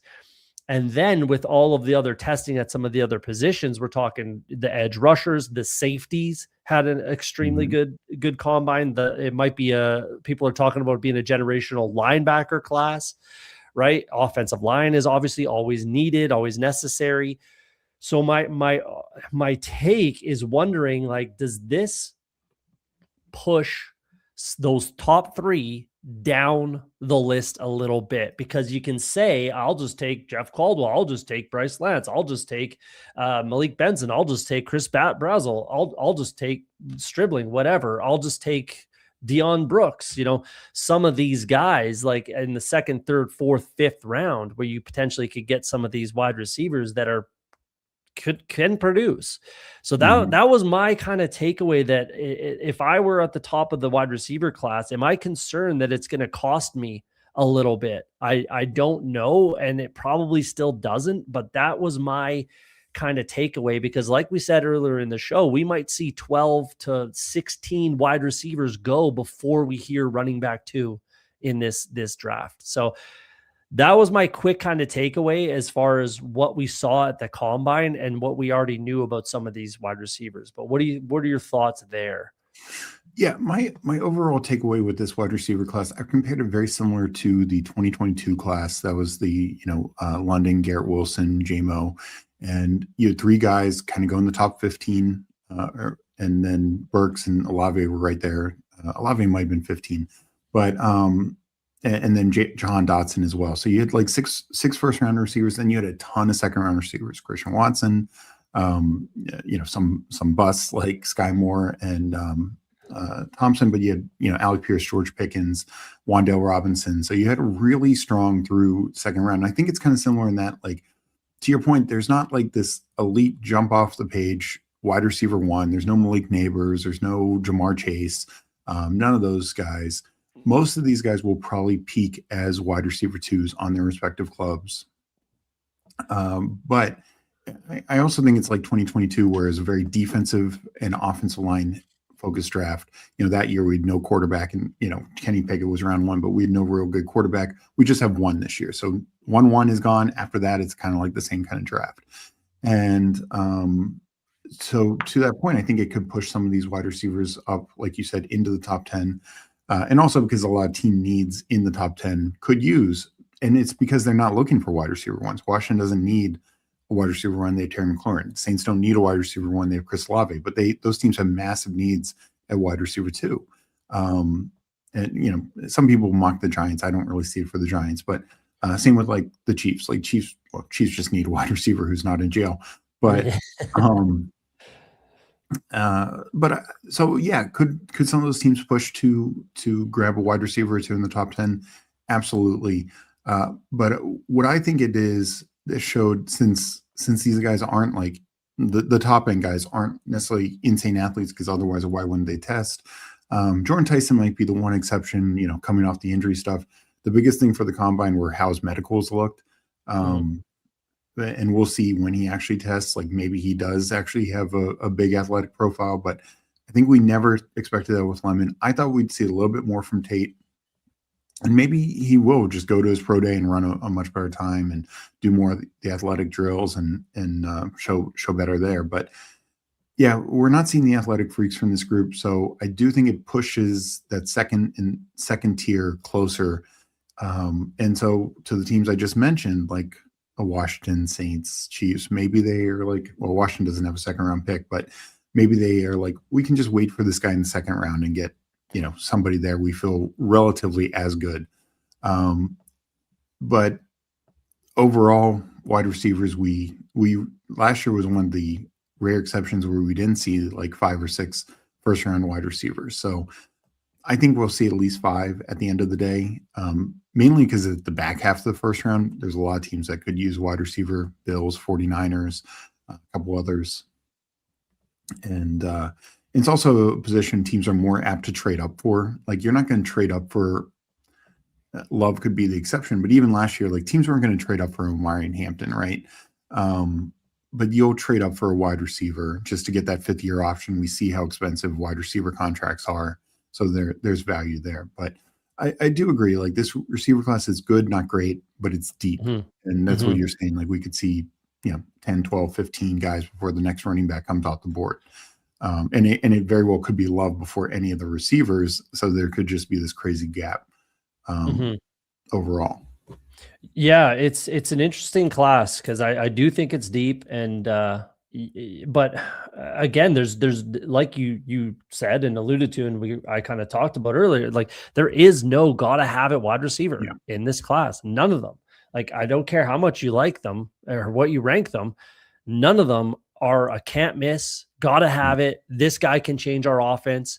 And like you said, does Washington, does New Orleans, do the Chiefs, do they say, like, we got to have this wide receiver? Or is it, we need an edge rusher, we need an offensive lineman, we need a defensive back, we need something else that's going to help our team right away? Whereas, we have Terry McLaurin, and we can get, like I said, Bryce Lance in the 4th or 3rd or whatever. Let's do that instead. So that would be that's kind of something I'm keeping in the back of my head. Is this, like, for when I'm doing my mock draft, is this going to push some of these wide receivers down, and then maybe they find some landing spots that we didn't necessarily think that they were going to be? It's hard to say, because like, when you're in the top 10, it's basically you can't miss. Like, that's the goal, is like, you cannot miss. There obviously are tons, we know that, but that the thought process and the goal is we cannot miss with this pick. And are these wide receivers like cannot miss prospects? They're fine. They're good. They're NFL players, like, especially with Jordan Tyson and the injury concerns, right? I think Carnell Tate would be the most safe wide receiver that we have in this class. Sure. But, like, is that what we're doing in the top 10? I don't know. I don't know. So I just wanted to lead with that. That was my thought process when this happened. Essentially, this, just watching the combine, watching some of these wide receivers, and just thinking, man, like, the gap is not very extreme at all between the top and the middle. Essentially, it's not a huge gap. Whereas in previous years, it's no question there's a massive gap between those two prospects, and they are can't miss, whatever it is. So, and they are changing the offense and changing the trajectory of some of these teams. But yeah, it's an interesting class. It's an interesting, especially at the wide receiver position. It's definitely an interesting class. Never cared more about landing spot than player take in this draft class of wide receiver. I agree with that. It's all, again, we're not necessarily just drafting the talent. You know what I mean? Like, we are, because we know that these 4 or 5 wide receivers are probably first round picks. So we're taking them first. But again, a guy drafted in the 4th round. This is an Amon-Ra St. Brown situation. Yeah. A guy drafted in the 3rd, 4th, 5th potentially round might get just as much or more opportunity as a 1st or 2nd round wide receiver. And that's the guy that ends up getting picked before them in Best Ball Mania season. I definitely think that that's probably going to happen this year, almost 100%. Well, and also I think just what we're seeing, and I think last year was kind of like the canary in the coal mine with it, where situations matter, and if you're not being drafted as that can't miss guy, you can't bake in opportunity the same way. I mean, look at Matthew Golden, look at Jaden Higgins, very early 2nd round pick for some reason, and we can all, whether it was right or wrong, Xavier Hutchinson was ahead of him for way too long in the year. But that's how the Texans saw it, and kind of went down the line with wide receivers. Like Trey Harris at first looked like, okay, yeah, this guy could have a role, and then Keenan Allen gets signed, and he's out there to block, but that helps us 0 in fantasy. And T-Mac was the one guy, Tedero McMillan was the one guy who we knew, due to draft capital, even on a bad, kind of a baddish quarterback team, would still get enough. And we were hopeful in Mbuka, and it kind of like everything actually broke well for Mbuka. Godwin took longer to heal. McMillan got hurt in preseason, and Mike Evans suffered 2 injuries, and still Mbuka couldn't crack 1,000 yards. So this year is kind of, I honestly think this year's class is a little better than that as a whole, or definitely as a whole, but including what we're talking about first rounds. But landing spot's going to matter because, like, I don't think they do it, but let's say the Browns they have 2 first rounders. Let's say with their first pick, they take Carnell Tate. Are you going to feel good about that if Boston ends up with the Bills? No, of course not. Like I want 5 times as much Boston as I want Carnell Tate at that point. Yeah. Or the Dolphins take one at 12 because Tyreek's gone. Yeah, or 30, whatever pick they have. I don't really want. We'll see who their quarterback ends up being, but I really don't want. A Dolphins receiver really high versus, if it is a Chiefs or Commanders or like later guys, like later teams like the Bills or 49ers, like, yeah, those are the landing spots that we really want. So I've said this about the top 3 guys. I want roughly the same percentage as all top 3 guys, because it's all going to be landing spot. Like if you get a good team, great. If you get a bad or average team, it might not pay off. Yeah, I'm definitely, with everything that I have convinced myself about this class, I'm definitely going to be pulling back on Mekhi Lemon, who I have as my wide receiver 1, and that's fine. You can have them ranked however you want, honestly. I will be a little less on Tyson just because of the injury concerns that are there. I do need to get more of Tate, but yeah, I'm gonna do the same because, and then the other problem then becomes a lot of these guys are going to be more valuable in real life NFL than they are in fantasy for where they get drafted, the relative opportunity that they have, et cetera, et cetera. So it's definitely an interesting wide receiver class for sure. And to be honest, like we'll kick it off with my favorite wide receiver in this entire draft class, because everything we literally just said, Jeremy Bernard is my most drafted wide receiver by a long shot. I have 75% Jeremy Bernard, which honestly feels great right now. Honestly, that feels fantastic right now with everything that we just said, especially because of all the buzz of 2nd round draft capital, which is like basically universally accepted that he's a 2nd round pick now. And I think he did nothing but solidify that at the combine here. So let's just dig into him, because I'm excited to talk about him. And he did everything I needed him to do as far as, securing my bag in Jeremy Bernard. So he ends up running a 4.48 40. Fantastic. All I wanted was 4.4s. 4.49 was perfectly fine, which is what he ran, and then official 4.48. Perfect. That's all I wanted to see out of Jeremy Bernard. But then again, let's dig into the ancillary metrics, the split, which again, I think is extremely important for wide receiver. Where is he? Top 5. Looks great. Chris Brazzell, he's tied with Brazzell, who ran a 4.37, right? Yeah. So And then we keep going down the line. Vertical wasn't great. I don't really care if he can jump high. He's only 6'1". It's not a huge concern. The broad jump, I would like to have seen that be a little bit better, but it's not the end of the world. 10-5, not the end of the world as far as the broad jump. But the 3-cone, boom. Yeah. Love it. Love it. That just warmed my heart seeing the 3-cone tops. Not a lot of guys did it, but he absolutely crushed it. That's a very quality 3-cone. Yeah. Wonderful. I think he did the shuttle as well and did okay. I would have liked to have seen a little bit better of a shuttle as well, but not the end of the world. I think that's a fine number for him, for a guy his size. Like, yeah, it's fine. It's just fine. It didn't hurt him. None of it hurt him. But nothing hurt him, and everything else like cemented him, we'll say, moved him up potentially on a lot of lists. So that's kind of exactly what I was hoping for when I'm drafted that much Jeremy Bernard, obviously. But again, everything that I kind of came to a realization. So second round Jeremy Bernard, let's say Jeremy Bernard goes to the San Francisco 49ers, which is on the table. That's going to feed my family. So hopefully, like, again, landing spot is going to be key. We just went over all that, but again, give me 20th round, 19th, 20th round, Jeremy Bernard every single time. And that's almost literally when we're talking about my exposure. Give me that over, Jordan Tyson, where there's a few more question marks and the cost is just exceptionally different. So, last thing I wanted to touch on with Jeremy Bernard, and then you can take the mic. So with Jeremy Bernard, with another player in this draft class. First of all, let's just say who it is, Omar Cooper Jr., right? Everybody's darling right this second is Omar Cooper Jr., which I get. I like him too. I have them ranked side by side, Bernard and Cooper.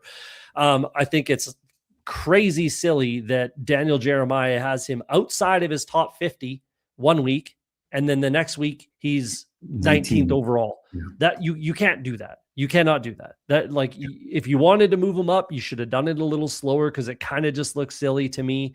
I know we can't criticize, almighty Daniel Jeremiah, and he is much smarter than me. Don't get me wrong, but that I didn't like that. You just can't do that, right? The hype train is a little out of control. The other thing with Omar Cooper, if everybody loves Omar Cooper, which we do, and I get it, and he's flying up the board, I like it. If everybody's loving Omar Cooper, how do you not love Jeremy Bernard? My comp for Omar Cooper and my comp for Jeremy Bernard is each other. They are basically the same player, literally. Like, we talk about manufactured touches. Oh, maybe he can only play the slot. We're going to have to manufacture touches, whatever, right? Those conversations are the exact same when we're talking about Jeremy Bernard and Omar Cooper Jr., right? Another thing, look at the player comps when we're talking Lance Zierlein, who does a wonderful job, makes a comp for everybody, and Daniel Jeremiah. So Lance Zierlein's comp for Jeremy Bernard is Robert Woods. Daniel Jeremiah's comp for Omar Cooper Jr. is Robert Woods, right? Yeah. Lance Zierlein's comp for Omar Cooper Jr. is Deebo Samuel. And a lot of people say Jeremy Bernard is a little bit of Deebo Samuel. Deebo, Look at their size, 6 foot versus 6'1". Jeremy Bernard's a little heavier, about 10 pounds heavier, a little bit more thick, right? That's great. But they're very, very similar, right? So I just do not understand how people are not clicking Jeremy Bernard every single time in the 17th round, let alone the 19th, 20th. It just doesn't make any sense to me, and I'm going to keep eating it. I'll keep falling on the Jeremy Bernard sword every single time. Take it away, Steve. Yeah, I mean, I'll say the only reason they shouldn't is if the Browns wait till the second round and draft Jeremy Bernard, then God, don't put that evil on me, Steve. Why are you going to put that out in the universe? But I'm 100% with you. I had Jeremy Bernard. I've had to move him down so I don't draft him too much. He's my third wide receiver of the rookies that I take to. Surratt's my number one because it's the same sort of thing. He's going in the 170s. Sometimes he falls to 190, and you're like, what are we doing here? And Cooper was that for a minute, but he's getting way too hyped up, and some of it it's warranted, right? He probably will be early second round at worst, and so no, I really like Jeremy Bernard, everything you said. And the interesting thing about the Cooper Jr. and Bernard comps that you compare to is really they should be in the same conversation as Mekhi Lemon. These are guys who work best in the slot, who, if they get a good slot landing spot, and you pointed out, of course, Lemon gets comped to Amon-Ra. That's what happened. He went to a team that knew how to use him, and then they just kept running with it. If he gets to that kind of team, 49ers are the perfect landing spot for that. But, Absolutely.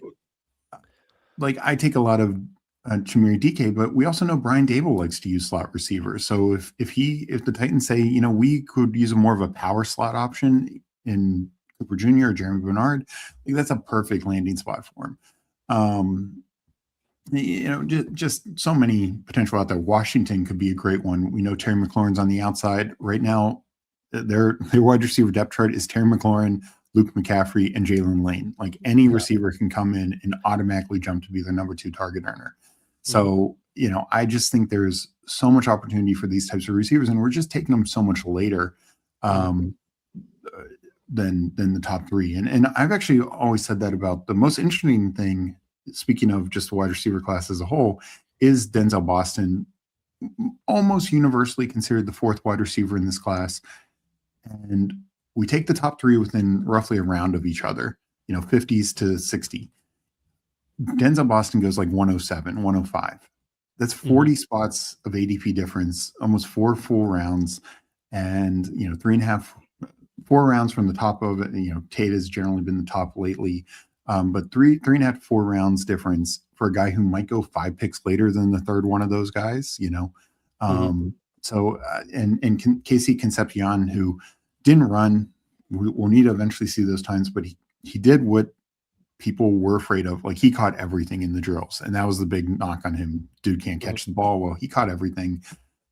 Is that going to wipe away the tape issues? No, but I think it does at least help.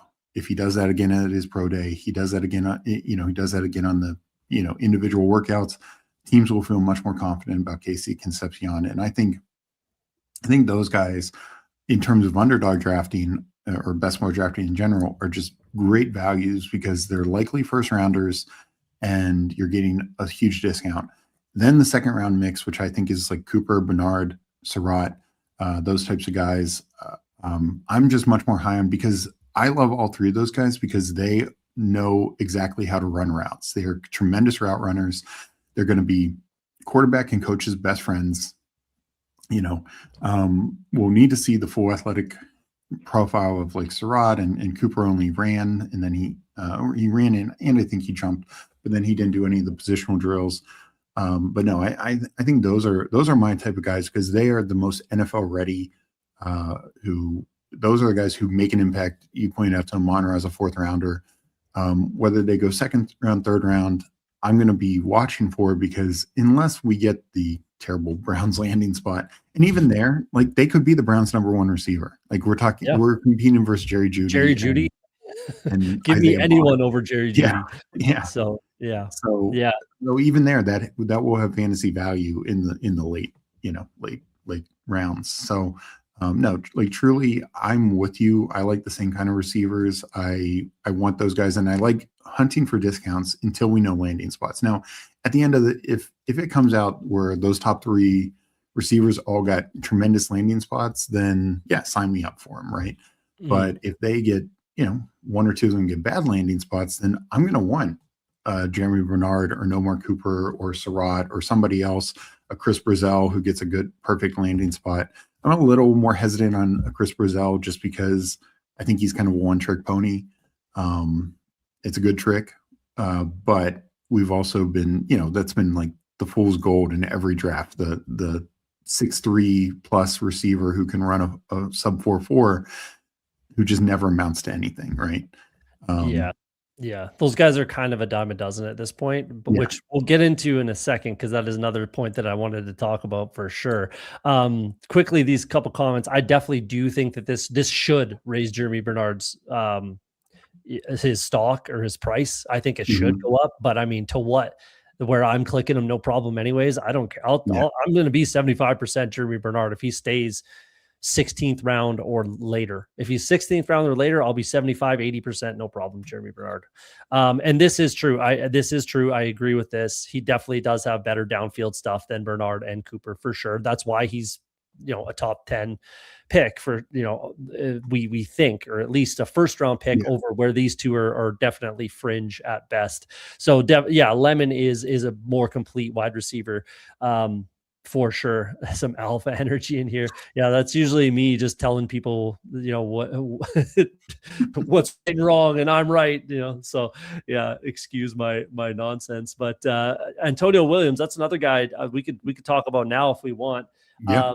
Then we'll get into the guys that we just mentioned, the same old, but he definitely had I did not expect that. I actually bet the on him to be, I thought he was more of a 4-5 guy, to be honest. But mind you, in his tape, you didn't get a lot of those open field, just, running down the sideline sort of. Never got vertical shots, but yeah. But that's a really good time. I did not expect basically 4-4 flat, whatever, low 4-4s. I did not expect that. And he is one of the most NFL ready wide receivers in this entire class. The only problem is he's like the most slot only type of guy realistically. And we've seen recently that NFL teams are kind of starting to migrate away from 11 personnel and more towards 12, 13 personnel running the ball between the tackles, that sort of situation, more physical football. So is he going to have a hard time getting on the field? It just, again, landing spot.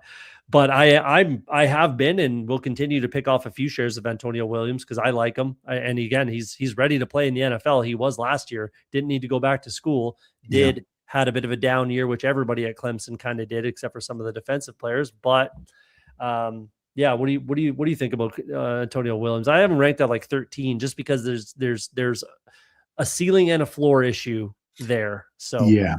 I mean, I kind of rank kind of similar. I've clicked him a couple times in round 20 just because it is a landing spot. I think he's probably a third round type guy because this is a deep class. This is a really deep class. But I really like his floor. But yes, he's like a slot only guy. And to your point, his teams are not only moving away from 11 personnel, but I think more teams like some of these bigger slot type guys, like the Puka Nakuas, the Cooper Kupps, these guys who can operate, the power slots a little bit more because they can stay in and block, and that helps. That has a value, and also they're just most slot corner. Like another Indiana guy, D'Angelo Pounds, like who jumped out of the gym, but he's 5'9". And that's 5'9" in cleats. So he's going to be a slot only corner. So if you get a 6'1", a 6'2" power slot, then they now have a size advantage against a lot of slot corners as well. So that's the other reason why I think teams like to move to that a little bit more. But I mean, Antonio Williams, highly productive. He led Clemson, and we're not talking some small school here. He led Clemson for 3 years in receiving. Like that's insane. As a true freshman as well. Yeah. So from his freshman year, I think it was his junior year where he got injured, and didn't lead the team. But 3 of his 4 years, he led the team. That's exceedingly impressive. So yeah, I think he's a third round NFL click. 19th, 20th round, you want to mix them a little bit. I wouldn't go overboard. Like I'll probably be 1% on him, 2%. I'm not going to go crazy. But he definitely helped himself by showing that he's got some athletic gifts. So maybe if you find a team who can really utilize it a little bit more, that could be fun. Yeah, and you kind of mentioned it with the Puka Nacua, but all teams, every NFL team gets their number one wide receiver in the slot a little bit, if not more often than not. Like Puka, Jamar Chase, CeeDee Lamb, right? All of these guys, they're going to take up the slot, and Antonio Williams is absolutely not your number one wide receiver. Never will be your number one wide receiver. So he's only in the slot in basically 11 personnel. Is pretty much the only time he's on the field, because a lot of we see it all the time with these top 2 tight ends we'll look at in this draft class, the power slot as far as being a tight end, right? That's being exceptionally more common in the NFL. So it's just going to be a little bit tougher for Antonio Williams to get on the field because of everything we just talked about. So, but I do like him, and I was impressed by the 40. I didn't quite expect that. But let's get into what we were kind of digging into there with the, let's call it 6'2" and up runs for low 4.4s, which again, those guys are kind of a dime a dozen at this point, if we're being honest. And we have a bunch in this draft class. We got Jeff Caldwell, we got Bryce Lance, we've got Stribling's 6'2". I think he's 6'2", yeah. So he's right in there. Brazel, Caleb Douglas, right? We've got I think Sturdivant, John J. Michael. I think he's about 6'2", something like that. Ted Hurst, who I absolutely love, and we'll talk about him maybe a little bit later. He's another one of those guys, if we're being honest. Jacoby Lane ran faster than I thought he would, so he could be in that conversation, right? It's they're kind of a dime a dozen, and don't get me wrong, some of these guys do different things. We know what Brazel. We definitely know what Jeff Caldwell is probably going to be, Bryce Young is probably going to be, and Jacoby Lane does some different things than those guys. I'm not putting them all in the same bucket. I'm just saying they can all do similar things.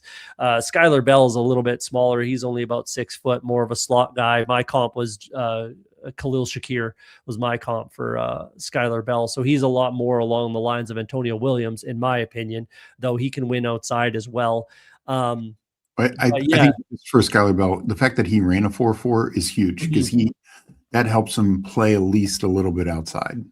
I was again surprised by that 40 as well. Yeah. So that was great to see, because he's another guy that I'm drafting a little bit more than Antonio Williams, but in a similar vein as Antonio Williams, because I think with time and some development, he can play outside as well. But I think right off the hop, he's going to be not necessarily slot only, but that's where he's going to be able to eat and get on the field and win. So we'll see what happens to his career. But I think, out the gate, I think he's more of a slot guy. So again, happy to see that 40 time, but go ahead. Yeah. So no, these bigger receivers and yes, of course we would have loved to have seen Boston, which I didn't think was going to be, not sub 4.4, but I wouldn't have been surprised if he was 4.45. That was kind of the range I was pegging for Boston. And Surratt, my guy, he's in a different category. I think he can play outside, but he is actually more in the Cooper Cup, Puka Nakua. Let's win by route running. Let's win in the intermediate short area and dominate the red zone. So even if he ran, it would have been much more in the Malachi Fields, which that's the guy who's a problem, because we wanted him to be this vertical X, and he runs a 4.6. That is not great. Now he still has some of the jump ball ability, some of the red zone ability, but he might need to see if he's more like this power slot hybrid type thing. As for these fast outside guys, I will say the most impressive to me was Lance. I did not expect that from him. I had a podcast with Who Hames last week, and I said, ideally he wants to be Christian Watson, who jumped out of the gym, ran out of the gym.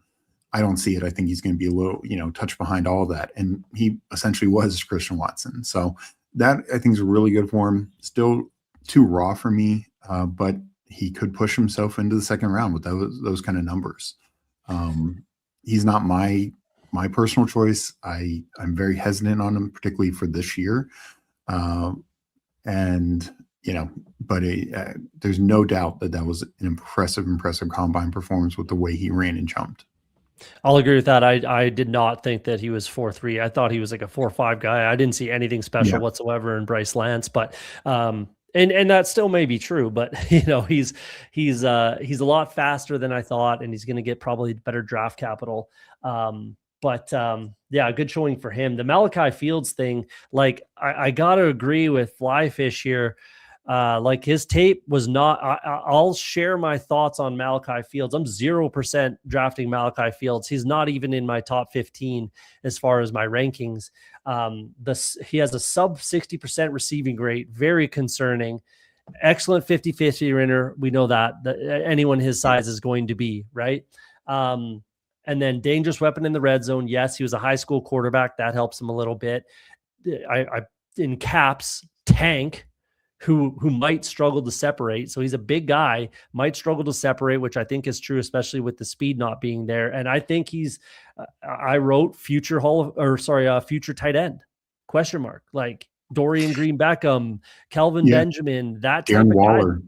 Yeah, that's what I see out of Malachi Fields. I think gain 10, 20 pounds and just play tight end and be that big power slot kind of guy. Like I didn't like his tape whatsoever, if I'm being honest. And I haven't drafted him, and I'm going to continue to not draft him because of all the other guys that we've been talking about that are just better bets, in my opinion. But yeah, he was a big concern for me. And basically everything that he did at the combine kind of confirmed all of my personal concerns. But don't understand the field. Someone told me it was Nico Light. Wow, that's very aggressive. The big NFL scouts around 2 are high on him. We'll see. We'll see what happens. But that's kind of how I felt about Malachi Fields. I do want to touch on this comment from Sus. Does the changing meta of NFL offense affect your interest in the day 2 wide receivers? Seems like coaches are making it tougher for rookie wide receivers without draft capital to see the field. Yes, no question. I've been saying this for like 2 years. Literally, I tried to find it. I'm not watching I have over 300 videos on my channel. I'm not going to go watch all of them to find where I said this multiple times, but it was always going to be that way, where NFL offenses migrate back to running the ball, big body wide running backs, ground and pound, 12 personnel, and they just hammer these smaller defenses. Because where have defenses been going? It's always the NFL is an arms race, right? NFL is always an arms race, defenses versus offenses, right? And offense is always ahead. Offense is always ahead of the curve. It's never going to change. It has never changed. It's impossible to change. And here's why. So you look at an offense, let's look at the way offenses are moving. What we just said, 13, 12 personnel, big body running backs. You can change that as an offense week to week, for Christ's sake. You can change that right now, play to play. You can change that, no problem. You just throw a Darnell Washington out there, basically put your blocking tight end as your 6th offensive lineman, whatever, and just run the ball. You can do it, no problem. These defenses have to prepare. They have to, sign free agents. They have to draft accordingly. And look at, this is kind of a positive end to knock on these safeties that just crush the combine. But how did they crush it? With speed and athleticism. Is that going to help you tackle Derrick Henry? No, it is not. No. Right? So again, the offense can change at the snap of a finger. No problem. They can change year to year, play to play, for Christ's sake. Defenses need time. That's why they're always going to be behind the offense. So we have to kind of stay ahead of the curve as far as our drafting is concerned, which is something I've been trying to do. And I absolutely agree that yes, I will say 100% that offenses are changing, and it is tougher for some of these slot only type of wide receivers to get on the field. And that leads me to someone that I really liked yesterday. And he's not in the vein of this Bryce Lance, Caldwell, Brazel conversation. And he kind of came out of nowhere for me because I haven't watched tape on him. But he went to a very good school, so I'm probably going to go watch some tape on this guy. And he ran quicker than I thought he would at his size. Colby Young. Dude is put together. Let me tell you, this guy is very put together. 4.4, technically 4.4 speed, right? And he goes to Georgia. We know he can block. So that's the type of guy that's going to be able to get on the field potentially a lot easier than a guy like Antonio Williams, right? So both have that same school pedigree type of thing. And it might just be easier for a guy like Colby Young to get on the field. So I thought he had a great day at the combine. I thought he looked really good, and his athletic measurements worked out again, especially for his size.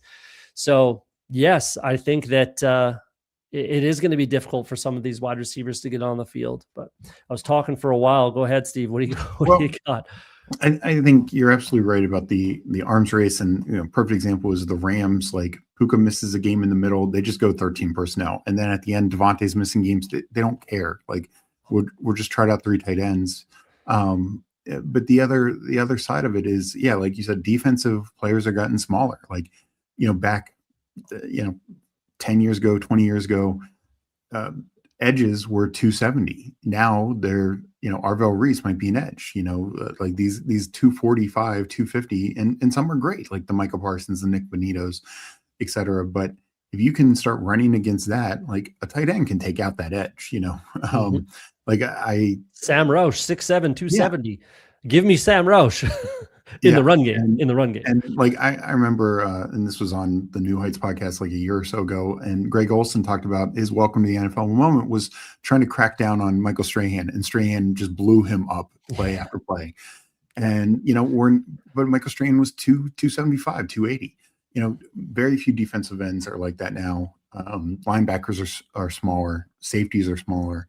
So that's why teams are now saying, hey, we can find a relatively similar athletic tight end, to be our slot guy, and still create a mismatch versus these slot corners. And now you have to bring in a third safety. Teams can barely find two safeties.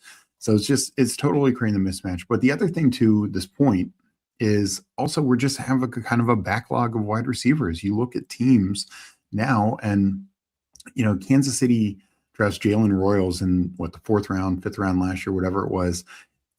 He doesn't get on the field because Rashee Rice is suspended for the first 6 games. Xavier Worthy gets hurt on the 3rd play of the game, and yet he still can't get on the field because they'd rather have Marquise Brown, Tyquan Thornton, Juju Smith-Schuster, like just time and time again, like these veteran wide receivers who, are they great? No, but like for Kansas City's perspective, we saw the same thing in Buffalo. Like Keon Coleman, whether you like him or hate him, like he looked a lot better, physically this coming into this year, but he can't get on the field over these other receivers because they just do they either block better than him or they're not going to make stupid mistakes. So I think it's tough for these, college athletes to get into the NFL and realize like the path is not as easy because some guy who's been languishing around like a Tyquan Thornton, who's a huge bust for the Patriots, but got a second wind with the Chiefs because he's finally developed into something. And I'm a Commanders fan. At the end of the year, Treylon Burks is playing like kind of outsnapping Jalen Lane, and it's like, what are we doing here? But that's again the meta. That's the reality that we're living in right now in the NFL is 6'2", 230 maybe for Treylon Burks, 220 for sure. He's a big boy versus 5'9", 170 for Jalen Lane, something like that, right? Go ahead. And one, he just yes, he was a huge bust, but he's been around the league. He knows the league. Like he's going to understand his assignment more, things of that nature. Where the college game is just so different. And that's one of the biggest concerns with a guy like Chris Brazell, whose offense has almost nothing translatable to the NFL system. Some offenses are different than others, and every guy has this to a level, but it does become a factor. And a guy I'm sure we'll talk about in a second is like a guy like Zachariah Branch, like electric, absolutely electric, but he's undersized and it's all manufactured touches. Yes, we know his return game will be incredible, but his 2nd round draft buzz, that at 5'8", like you can only use him one way. And that's a concern for me. Yeah, absolutely. Absolutely. So let's dig into a little bit more of this. I haven't asked for it once yet. We had almost 50 people watching there. Hit that like button if you don't mind. If you don't follow Steve or the Fanspeak Network, the link is in the description down there. Go follow over there. Great follow. Obviously, if you're paying attention and you're listening, you're hearing it today.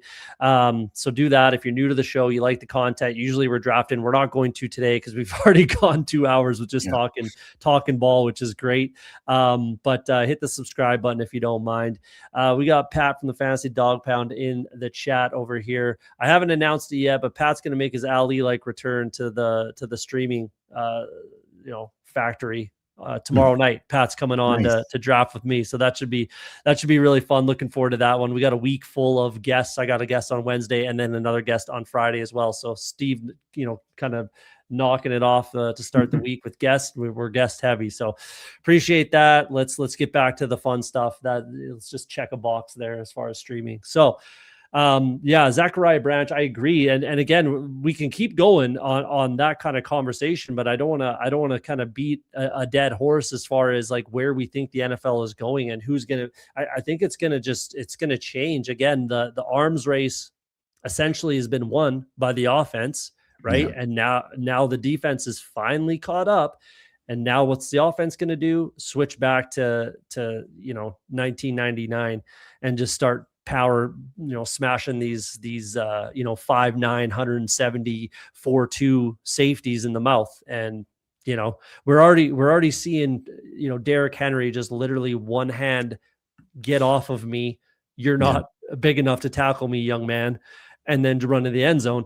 And we're going to see a little bit more of that. So it's going to be tougher and tougher for those types of guys. So like, as far as like our drafting, I think we need to be conscious of that for sure, which means that these are the fringe guys now. The Omar Coopers and the Jeremy Bernards guys are more of like the fringe. These are the guys that we're drafting. Whereas like the Antonio Williams, 5-7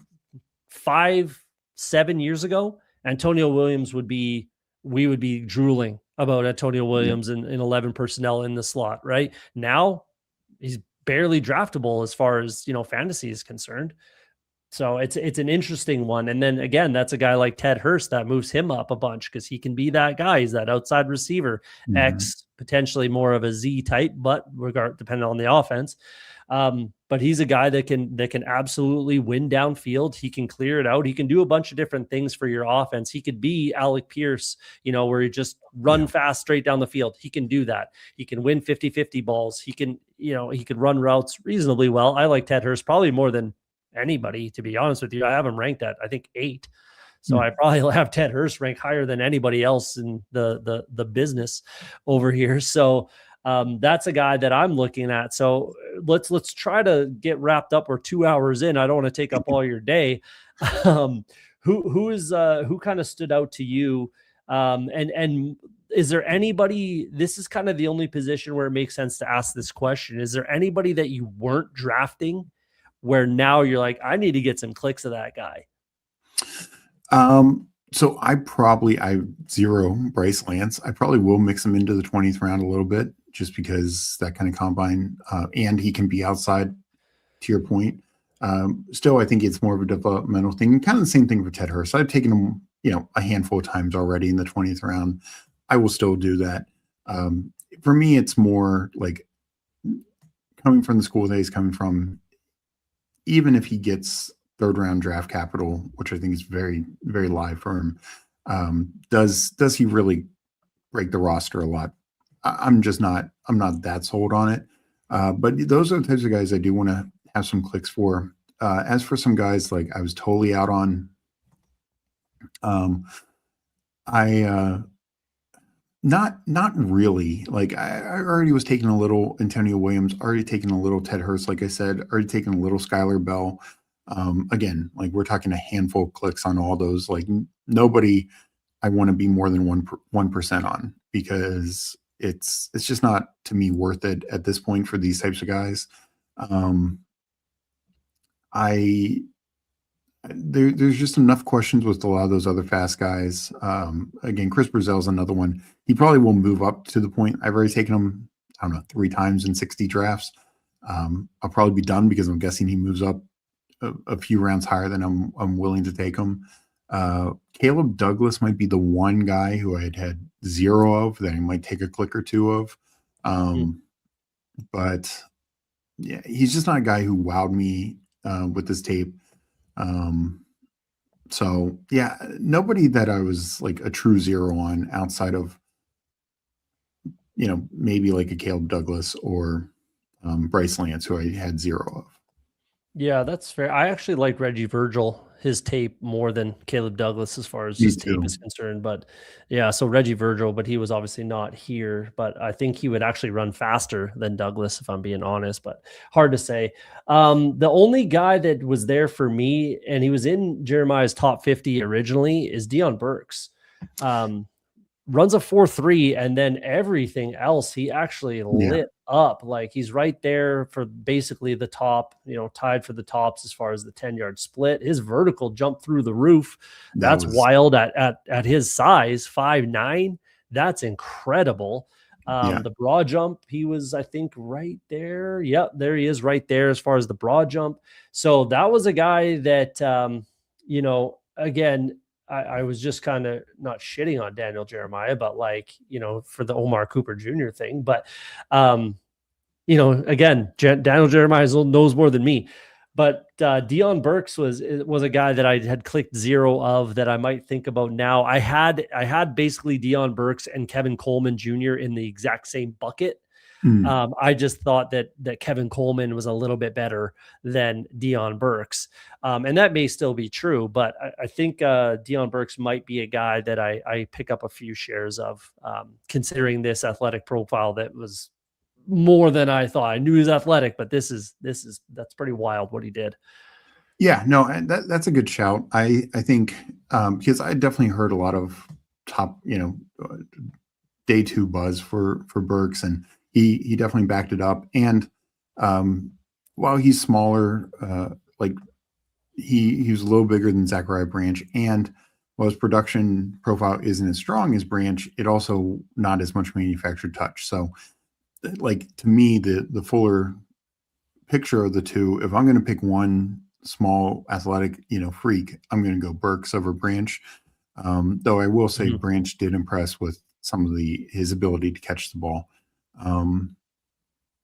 more so than I thought, and run some more routes that he just wasn't running a lot in college. But Burks is an interesting 20th round click for sure. We'll see if he gets steamed up too much. Because I could see him getting some top 50 buzz by Daniel. He already is in Daniel Jeremiah's top 50. He's out now that Omar Cooper. And I'm guessing he gets pushed back in, and maybe, yeah. So that's a good comp between the Branch thing, because I'm basically out on Branch. I think I've clicked him maybe twice in Best Ball Mania, or in Best Ball. Sorry, when he falls to the 18th round, it was a 30 pick fall. So I was like, yeah, sure, I'll take him here. But yeah, I think Burks is basically everything you want out of Branch, but probably better at everything. And then that Coleman situation was the kind of the only other reason that I was not necessarily off of Burks, but I liked Coleman better, just as far as his production in 4 different schemes, offenses, teams, cities, coaching staff, everything, schools, 4 different, and he excelled or produced at every stop. So that's why I like Coleman a little bit. This one, I mean, I'm not drafting Jalen Royals at all. That situation in Kansas City, and a part of it could just be they didn't want to play a lot of rookies. They're trying to make the playoffs, win the Super Bowl. We saw it with Brashard Smith, who was no question the most explosive running back on the roster, not even a clear conversation, obviously. And he barely saw the field. Royals didn't see the field, right? So, I mean, I'm clicking Jeremy Bernard every single time, and I haven't drafted Royals once, and I don't think I will. But I can understand, and it's not a bad shout in the 20th round. I get it. Go ahead and take him if you like. Doesn't make me right. But I'm not taking Royals. You got anything on that? Yeah, I haven't taken Royals. What I will say is, right now, and we're not going to get any clarity on the Rasheed Rice situation, but right now, Marquise Brown, Juju, and Thornton are all free agents. If none of them come back, then I think you can make a much better case for Royals, particularly with the Rice situation hanging over the head. But still, it's a 19th, 20th round click and in a Mahomes stack, that kind of thing. But so after free agency, if the Chiefs don't bring any of those guys back, don't address it, sure, they'll probably draft somebody. But even still, then maybe Royals could crack the top 3. Where he was just buried. I mean, when Rice and Worthy were back, he was the 6th wide receiver, if that. Yeah. Yeah, it's tough when he just doesn't get on the field at all. And I Yeah. liked Royals. I had him inside my top 10 last year, actually. And I like Royals. I liked Royals, but if Mhm. you're just literally not seeing the field at all, that's a pretty Yeah. big concern. But Mike Robb can run if you get the right motivation for him, it sounds like. So anything else you got as far as these wide receivers are concerned? Anything else you want to talk about? We can wrap it up. I've taken up more than enough of your time. So I guess, what did you think on Concepcion with the positional drills and how he caught the ball and everything, with that being the big question mark for him? I yeah, mean, he could definitely run. I wish he ran. Like I wish yeah, he, check that box on the 40. Why not? He should be fast. I bet on yeah, him to be faster than his line was. So why not check that box off? But he looked good as far as catching the ball. Like you said, it was smooth in the gauntlet and flat, which is always good to see as far as running or wide hmm, receivers running the gauntlet. So everything was good there. Like no real concerns. I like him not as much as others. Like I have him lower probably than most. I don't think he's a first round pick. I don't think he's like give me Omar Cooper and Jeremy Bernard to get on the field in a more complete manner as far as playing on the outside than Concepcion. I'm not saying he's a slot only kind of guy, because he definitely can get open, and he did and showed it, but as far as like the blocking, the size stuff, yeah, I think he'll excel in the slot. So I do like him. I don't think he's a first round pick in the NFL draft. I think is a second round click. Don't get me wrong. And I think as far as like people like to talk about the manufactured touches and that being a problem in the NFL, it's Concepcion over both Bernard and Cooper, if you ask me, as far as having to scheme up and being a gadgety type of player. I think that's more KC Concepcion than those other two wide receivers, which is why I have them ranked ahead of him. hmm, But yeah, he's a good player. I like, as far as like we just talked about, those types of Concepcion, Branch, Burks, like Coleman, those types of guys, he's definitely at the top, no yeah, question. But is he like Mekhi Lemon, who's bigger than him? Don't get me wrong, but is he Mekhi Lemon? No, he's not, in my opinion. No, not even particularly close. But again, Mekhi Lemon's quite a bit bigger and kind of a different player. But we would like to say that Concepcion can play that same way, but he can't. So yeah, yeah. long-winded, but that's kind of my thoughts on Concepcion. Yeah, and look, he does need to get the athletic profile out there, and I hope we see that at his pro day, and it's very positive. If it is, I do think he's got much more of a vertical game. We didn't see it his first couple years at Louisville, go or on NC State. That was all manufactured touch. Then last year we saw it, to me, enough. So yeah, I think he's inside outside type guy, like Slaughter Z, but you're going to use him as like a vertical Z, and he intrigues me, and I think he at least started to knock the hands question, which was a big concern. Yeah. I honestly, that's not a huge concern for me. Like, it I'm the can be same year to year, quarterback to quarterback, way, scheme to 100%. scheme. Like it's not as big of a concern as people are making it into, I think. And that's honestly not my concern. My concern is all the other stuff that I mentioned. Yeah. That really kind of has me a little bit lower on him than others, but I think he's a fine prospect. But again, all this, the thesis of this whole entire show has basically been like, we're pushing more towards 12, 13 personnel, potentially 1-2 wide receivers on the field. And Concepcion's not going to be that guy. So that's kind of where my concern lies with him. If you got nothing else, man, let's get out of here. Two Yeah. plus hours. I thought this was going to be like max a 2-hour show with a draft, and here we are. Didn't draft and just talking balls. So, like I said, the link for the Fanspeak Network is in the description. Go down there and follow Steve, Meg, the whole team over there. It's a great follow. You will not be disappointed. I'll be back tomorrow night. Pat from the Fantasy Dog Pound, like I said, will be on. It's going to be a fun show. I'm looking forward to that. I got a guest on Wednesday, guest on Friday. We're working the late shift these days, unless we're on the weekend, which is here we are. Other than that, hit the like and subscribe button if you don't mind. Steve, you got anything? I appreciate your time. Thanks for coming on. It's always a blast talking ball with you, but you got anything for the people before we head out of here? Yeah. First, I want to say thank you so much. This was a lot of fun, and we'll definitely be doing some drafts together soon, I'm sure. I actually will be drafting on my channel at 5:30. So, if you want to jump in there, come say hi. But yeah, thank you so much. This was great conversation. Really enjoyed talking about it, and looking forward to doing it again soon. Absolutely, man. Appreciate that. I'm sure we'll do it one more time potentially before the NFL season kicks off. Maybe we did a scheduled drop show last year, and that was a lot of fun too. So we'll see where we end up, but I'm sure we'll be back. We're going to get out of here, guys. No draft today, but it's you got more than enough content, I think. So hopefully everybody's satisfied and happy with the stream. So hit that like on your way out. Like I always say on Off the Schneid, if you're afraid to be wrong, you'll never be right. Hopefully we're right on some of our takes, because 75% Jeremy Bernard is risky, to say the least. But have yourselves a great weekend.